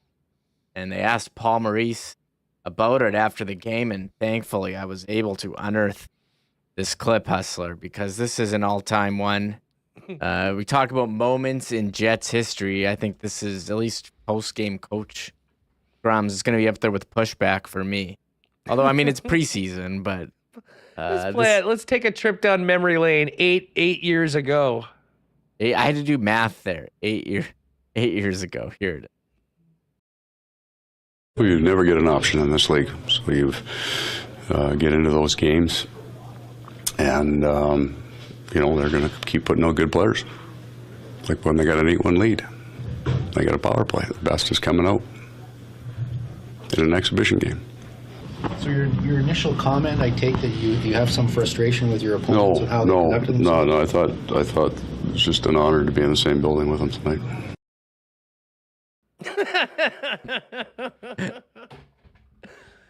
Some vintage Maurice, and shout out Tim Campbell there asking the question. Tim Campbell, the TSN 1290 Mike is in there. I think that's probably Brian, I'm guessing, but I mean, that's a crazy. First of all, that was a while ago now, but that quote, every time we see these lopsided, like 10-0 for Vancouver or Calgary over Vancouver, I think, well, it's an honor for them to be in the building. Something. I think about that every time. Just an honor to be in the building with them tonight. How would Maurice have handled? What if Maurice was Vancouver's coach, and they got run over 10-0 by Calgary, like happened to the Canucks on the weekend? Yeah, well, I didn't watch the game, so I don't know if they were putting on Power Play 1. Like, I know, like Denver was complaining about the Dolphins scoring 70 on them, but the Dolphins took out their starters like in the third quarter. So like, you can only, these guys are still trying to play. At a certain point, you got to make a tackle. At some point, you got to come out and play too. So I didn't watch that game closely, but yeah, putting out your Power Play 1, like when it's 8-1 in a preseason, like I don't know if you really need to do that, but it did give us that amazing quote that I've been saying to myself literally every day, every preseason game. When you look at these rosters, you look at the Jets line. I'm not exactly the most veteran, but Calgary's, I'm like, who are some of these guys? They do have Uyghur and Zadorov. Actually, it has Calgary. We did have some big Calgary news during that conversation with Fienberg. They've had a lot of questions too, along with the Jets, about some of their UFAs. What are they going to do? And here it is. Frank Cervalli tweeting out, sounds like Flames are closing in on a 2-year contract extension with Michael Backlund in the $4.5 million neighborhood. Details being finalized now. With that, lots of rumblings. Backlund will also be the next captain in Calgary, and a lot of changes with Calgary has with Daryl Sutter being fired. They brought in Huberdeau and Kadri last year after having such a great season 2 years ago, and it was major disappointment. So we'll see how they look next year, but we won't be seeing the real Calgary Flames tonight. Yeah. It will be an honor for them to be in Winnipeg. Well, I don't know about that. On the ice with the Jets? Yeah, it'll be an honor. Yeah, Mangiapane, the most recognizable forward. Connor Zeri's going to get a chance to get in there. They got Ruzicka. I was like, who are these guys? Not sure. But yeah, the Zadorov Uyghur, Jordan Osterley is going to be there. And that's basically it. And, Oscar Dansk, the backup tonight. Maybe he will get in there. For people wondering if Connor Hellebuyck's going to play the entire game, that's up to Connor Hellebuyck. Bones said he's going to start. He'll go as long as he wants. If he does want to come out and not play the whole game, they'll give Oskari Salminen some time. But Helly will call the shots with his playing time tonight. So we'll see it. We'll see what happens. Jets and Flames coming up at 7 p.m. tonight. The second of 3 home preseason games for the Jets. Next one not until next week. So your last chance to see them, and probably last chance to see a number of players in this lineup tonight that might not be still on the roster or in the lineup when the team takes the ice for the final home preseason game against Ottawa next week. Yeah, that's a good point, House. I guess we'll have to see some cuts. We saw like a couple yesterday, nothing surprising. Here's the Jets lines: Domestikov, Perfetti, Nino, I follow Lowry, Appleton, Harkins, Kupari, Ford, VL, Toninato, Malott, Dylan Hainala, Chisholm, Bauer, although we're not sure about these pairs now, Stanley, Nazev, that's how they practiced, Hellebuyck, Salminen. So, yeah, maybe we will have some news about cuts. Hopefully they release at like 12:30, not at 3:30. Okay, before we go, we have some entertainment news. Yeah, well, I didn't touch on this yesterday, but Carrie Underwood is part of the Grey Cup Festival performer. We don't know who the halftime show is. It's a pretty raising the bar pretty high, and I have seen a few rumors of people that were quite excited about this, but I guess we'll find out. But Remo, I'm just looking in the notes. Is this new? Bruce Springsteen?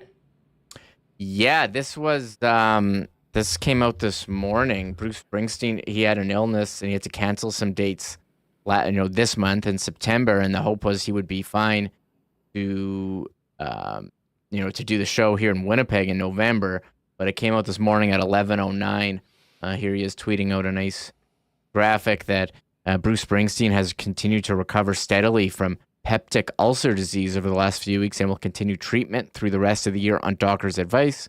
With this in mind, and out of abundance of caution, the remaining 2023 tour dates for Springsteen and the E Street Band will be postponed until 2024. Rescheduled dates for the 2023 shows and the ones postponed earlier this month announced next week, all taking place at their originally scheduled venues. And if you can get a refund if you can't attend the new date, and the tickets are still valid. Bruce says, thanks to all my friends and fans for your good wishes, encouragement, and support. I'm on the mend and can't wait to see you all next year. So disappointing, but rescheduled has and not canceled. Well, that might be an out for, I know a few people that were kind of regretting buying like some of the most expensive tickets for a concert I've ever heard of. Yeah, I mean, it was like get in was like $400 and like concert prices have like rocketed. So I mean, people waited a long time for him to come here, and there's a lot of excitement. That's Taylor Swift money. Yeah, exactly. So that was disappointing to see, but you wishing Bruce all the best. And I don't know, I get sad about this. Like all, your favorite artists from 70s and 80s, you may not, there's only have so many chances to see them again. So he's coming here, we waited so long, not coming anymore. I bet I went. Or sorry, to, postpone. I went to see the boss at the XL Energy Center. I went to a Vikings game that morning, and then my brother and Gary Lawless drove in, grabbed me after the Vikes game, went to the concert, and then came back after the show. And it was, I'll say this. I mean, I've always been a fan of Bruce. I mean, I had an album or two when I was younger. But holy smokes, what a performer. Now, I mean, at his age, with what he's been dealing with, I'm not sure whether he's still able to put on the same sort of show that he did before. Yeah. But I remember leaving it and going, you know how there's people that it's like half the sports writers, it seems, are like boss fanatics? Yeah. Like they are to the boss what the Swifties are to Taylor Swift. I got it. I totally got it after I went and saw that show of Bruce Springsteen. And I did say if there was another opportunity to get in and see him again, I would definitely be taking it up on that. So hopefully Springsteen fans do get a chance in the new year to see the boss coming for what, in all likelihood, will be his last time through Winnipeg. Yeah, 74 years old, Huss. So that was an unfortunate one. Here, a couple other things. Yeah, Carrie Underwood about that. So they announced Carrie Underwood, Huss, as the Grey Cup Festival show. That's like a Friday concert, but they don't have a halftime show. Like, who's the halftime gonna be? Like, how do you Carrie? That's a big get. That's big for the CFL to have Carrie Underwood there. And I'm a fan. She does some good rock covers, and has actually been opening for Guns N' Roses this summer. But like, who are they gonna get now? How do you top that? What did you just say? Carrie Underwood open, and her and Axl Rose do like Welcome to the Jungle together. That's right. What? Yeah, Carrie. Man, she's a rock star, Carrie Underwood. Does the Sunday night... You think she would do the Sunday night football theme song at the Grey Cup Festival? Waiting all season for Sunday night? Yeah, would she change the words to make it Grey Cup CFL theme? I would want that. Wow, that would be great. Hey, shout out to everybody in chat. Oh, I do see some requests. Nicole J, is it time for Swift Talk? Waiters, Winnipeg Swifty Talk. Let's go. Well, okay, since you asked for it, I'm trying not to be over the top about it, but I did get up early today and listen to the New Heights podcast because I, like many people, was quite interested as to what the Kelsey brothers were going to have up, and they did talk football for the first bit. The funniest part of the entire thing was Travis goes, or it was Jason that goes, well, look, listen, we have to get to it. Let's talk about the game that broke the entire internet and made the entire world stand still. The Eagles win over the Bucks on Monday night. And then they joked about that a little bit. But I'll tell you what, I thought Travis Kelce handled himself very well. You can tell he's quite smitten. He's quite excited. He said he had an unbelievable weekend. And, but, knowing the profile of Taylor Swift, he's, not really going to be speaking on things going forward. Oh, you have a clip? Yeah, you want to hear? This is a sorry, good, you had a clip. See, I didn't know we were prepared for WST. Well, me and you were like texting each other all the time now about Taylor. Listen, I've been sucked in. I basically now it was a combination. It's like, when, two people get married that already have kids. Yeah. So now it's happened, and the Chiefs Kingdom's into it. The Swifties are into it. They're buying Kelsey jerseys. I'm finding out Taylor Swift's catalog and how and why she became this worldly superstar. So it's all coming together. We're just meeting the stepbrothers and stepsisters. It is amazing to see how, interest in the Chiefs and the NFL skyrocketed, like merchandise, ticket sales going way up, and even Taylor Swift, like searches for Taylor Swift as well, gone up. But here's the Kelce brothers talking about, well, what everyone's talking about. So here it is from their podcast. We got to talk about it. Yeah, my personal life that's not so personal. Yeah, well. I did this to myself, Jason. I know this. Well, Trav, how's it feel that Taylor Swift has finally put you on the map? I just thought it was awesome how everybody in the suite had nothing but great things to say about her. You know, the friends and family. She looked amazing. Everybody was talking about her in great light. And on top of that, the day went perfect for Chiefs fans, of course. We scripted all, ladies and gentlemen. But to see the slow motion chest bumps, to see the high fives with mom, to see how, you know, Chiefs Kingdom was all excited that she was there. That was absolutely hysterical. It was definitely a game I'll remember. That's for damn sure. And then we just slid off in the getaway car at the end. I mean, everybody's talking about it. Everyone, literally everyone, even Bill Belichick. He hasn't talked much about me outside of, you know, game weeks that we've played, but he made sure to remind me that that's the best catch I've ever had in my life. Dude, that was a great line by Bill. Hilarious. And then you got Coach Reed telling everybody he's Cupid. He's been manifesting this the whole time. He's the one that set us up. Is there any truth to this? I don't even know how to answer that. I know that he had met the Swift family before, so I don't know. He could have been in the background the whole time. Dude, Coach Reed playing matchmaker? Who knew Cupid was so big? Shout out to Taylor for coming through and seeing me rock the stage. Okay, yeah, New Heights. I'm a new subscriber. I'd actually checked it out, and I mean, these guys, well, this is putting gas on a fire. But Remo, for WST, like Business Talk podcasts, one of the number one podcasts, period, and they are apparently getting 4 times, and this was already the case before all this Taylor Swift stuff happened, 4 times the going rate from advertisers on a CPM basis because of how much demand there is to get in with the Kelsey brothers. And of course, all of this really got going last year when they went head-to-head in the Super Bowl. But Travis is very well done. And the way to really know about this, Reem, is to do what I've been doing, a lot of homework on the other side, getting into these Taylor Swift streets of the internet. And I will tell you that the majority of the Swifties, if they weren't in right off the bat, have been completely charmed by Travis. And listen, the kingdom grew big time this weekend.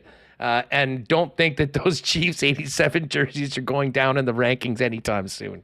Shot up, way up the charts. And yeah, I think he's not going to talk much about, openly, but I understand the situation that they're in and all the scrutiny, and give us that little nugget there on the podcast. So this is, I don't know, I'm trying to think of like if there could be like a hockey relationship that had, like we just talked about Carrie Underwood, who's married to Mike Fisher, but this is like on another level of relationships here. And here's an extra why not question of the day. And I think this will probably be met with a lot of no's. But I was making this point to friends in the last few weeks before all this stuff happened. But as I became more aware of the scope of Taylor Swift's superstardom and this tour that she's doing right now and the demand for everything her, and then you look at how many Grammys she's won and, how prolific she's been. Like, is Taylor Swift at this point the biggest entertainer ever? Oh, ever. Like with everything, things always just get topped. And I mean, like, I don't even know. We were having this conversation about things like the Beatles and the Rolling Stones and, it like at a time where things were way different and concerts were more done to promote album sales as opposed to now not as many people buy music, and the concerts are actually how artists make the majority of their money. But there's never been a tour like this Eras tour. And we saw, the freaking Prime Minister is complaining on Twitter that there's no date in Canada. Like, you almost owe it to the people of your country. Like, I'm not sure who is the biggest star of all time, but I'm telling you right now, she has taken a run at it, and that has nothing to do with Travis Kelce and the Chiefs Kingdom. Yeah, well, the NFL, massive.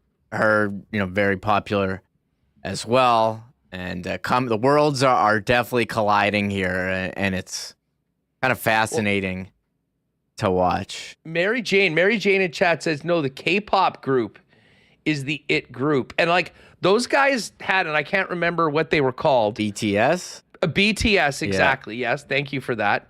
Because they did have their own McNugget sauce. And I mean, they had some big time promos. But this is the thing. Like, Taylor Swift is not just like, she's been doing this for 13 or 15 years. Like, it's just been getting up to this point. So I don't know, but Kelsey might have bagged the biggest superstar of all time. I'm telling you right now. And I don't think it's going down either way.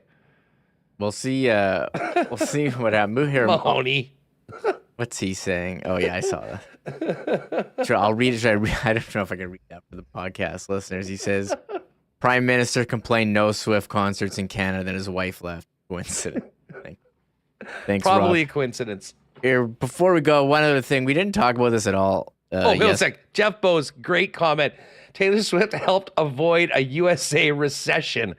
$2 to $3 billion is the economic impact of her tour. Great point, Jeff. They say every date is like its own Super Bowl of impact. So, this tour, it's biggest. BTS is huge. And BTS did have crossover. I mean, they were selling like some big, big events here, but not like 5 days in a row at MetLife Stadium. And to be honest, I'm pretty sure that Taylor Swift could plant down in any city pretty much in the world and put tickets on sale and would sell it like that and would be absolutely insane. So we'll continue to do homework and determine whether she's the biggest star of all time. However, I do know one thing.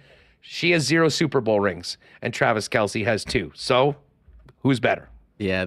Who Wrench Doozer adds us. Swift is saving U.S. movie theaters with her concert movie too, which is another thing. Anyway, back to sports to wrap. We never did our jersey review of the Heritage jerseys. They announced these yesterday.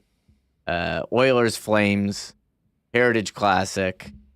The Oilers going with these orange and blue jerseys modeled after the Edmonton Mercury's team from the 1952 Olympics. Calgary's jerseys inspired by the Calgary Stampeders hockey team of the 50s and 60s. Oilers get the honor of the brown gloves, brown pants. I like the Flames jerseys, no problems. The Oilers jerseys, 2 issues for me. I don't like the front number and the oil drop there, and the C. I don't know why you couldn't just put it lower below that stripe. Okay, that's a good point. Other than that, I like the number. I like the number. I was about to say I'm going to give the Oilers the nod because it does seem kind of unique, and I don't know, it's kind of cool. If you had the oil drop, it's going to be blank. Why not put the little 97 in there? Calgary's is pretty plain. You know what the logo reminds me of? The new NFL coaches' hats, which we're always trying to squint every time we see one of the coaches on the sidelines to see exactly what's on them. Because I don't think I was asking Greg at Royal if those are out, and it was the first time that they had seen them when they started out. But it's just sort of like, it looks like more like a little hipster hat, like, just a circular logo. The Calgary logo boring. is like, you type in like an AI generator, make this logo like vintage, and it's like a circle, with the thing in front and the text, like pretty standard. But I think that's what you look at, what they're inspired by, 50s jerseys, and that's kind of what it was. They changed the striping pattern. I think they're fine, and I don't think theirs are like so amazing, but I know the Oilers one I'm not as crazy, but you look at what it was modeled after, and I think they did a good, if that's the assignment, model it after Edmonton. It's the Heritage Classic. It's the Heritage Classic. They're trying to get a neat throwback look. As I said, I love the number in there. I think if you didn't have that, it would be a little bit boring. And listen, it's different than what they have right now. Yes. So listen, I bet when I'm in there in a couple weeks, I'll probably see a bunch of these rolling around, especially 97s and 29s of Connor McDavid and Leon Draisaitl. But you got to your point. Why the hell the C is where it is, I have no idea. But maybe that's the way they used to wear it back in the day. Yeah, that was my only thing about that one. And I was like coming in like, what are the Oilers going to do? They already used like their 80s uniforms. Like, thankfully they didn't use those, bright orange pylon color uniforms that they had a couple years ago that they thankfully scrapped. Garbage. What were those blue jerseys that they had that were terrible too? So those were the Spawn jerseys. I like I like the Spawn jerseys. Here, let me pull it up. They wore them in the playoffs. They were like, one sec. This is my favorite website, NHL uniforms. Aesthetics? That one's good too, but this is NHLuniforms.com where I'll just show you basically any jersey you've ever. This one has this one. How do I pull it up here? This blue one with the orange logo. Oh, God. The super dark navy orange one? Yeah, this one sucked. Terrible. Sucked. Terrible. They figured it out. They were wearing those ones and those orange abominations. Yeah. Now they're back to like that one above, which is, kind of based on, the glory days, if you will, of the Oilers. Makes a lot of sense. But I didn't mind the one that they just threw out right now. Holy geez, it's 3:27. We got to get out because there's a game tonight. People are going to want to listen to the podcast before we go out. Love to see it. 9.93. The countdown continues. Tell a friend about Winnipeg Sports Talk and subscribe if you haven't already. Although I'm sure most of you with us on YouTube right now probably already have. Hit that thumbs up when on your way out, folks, if you don't mind. Let's get that up to 200.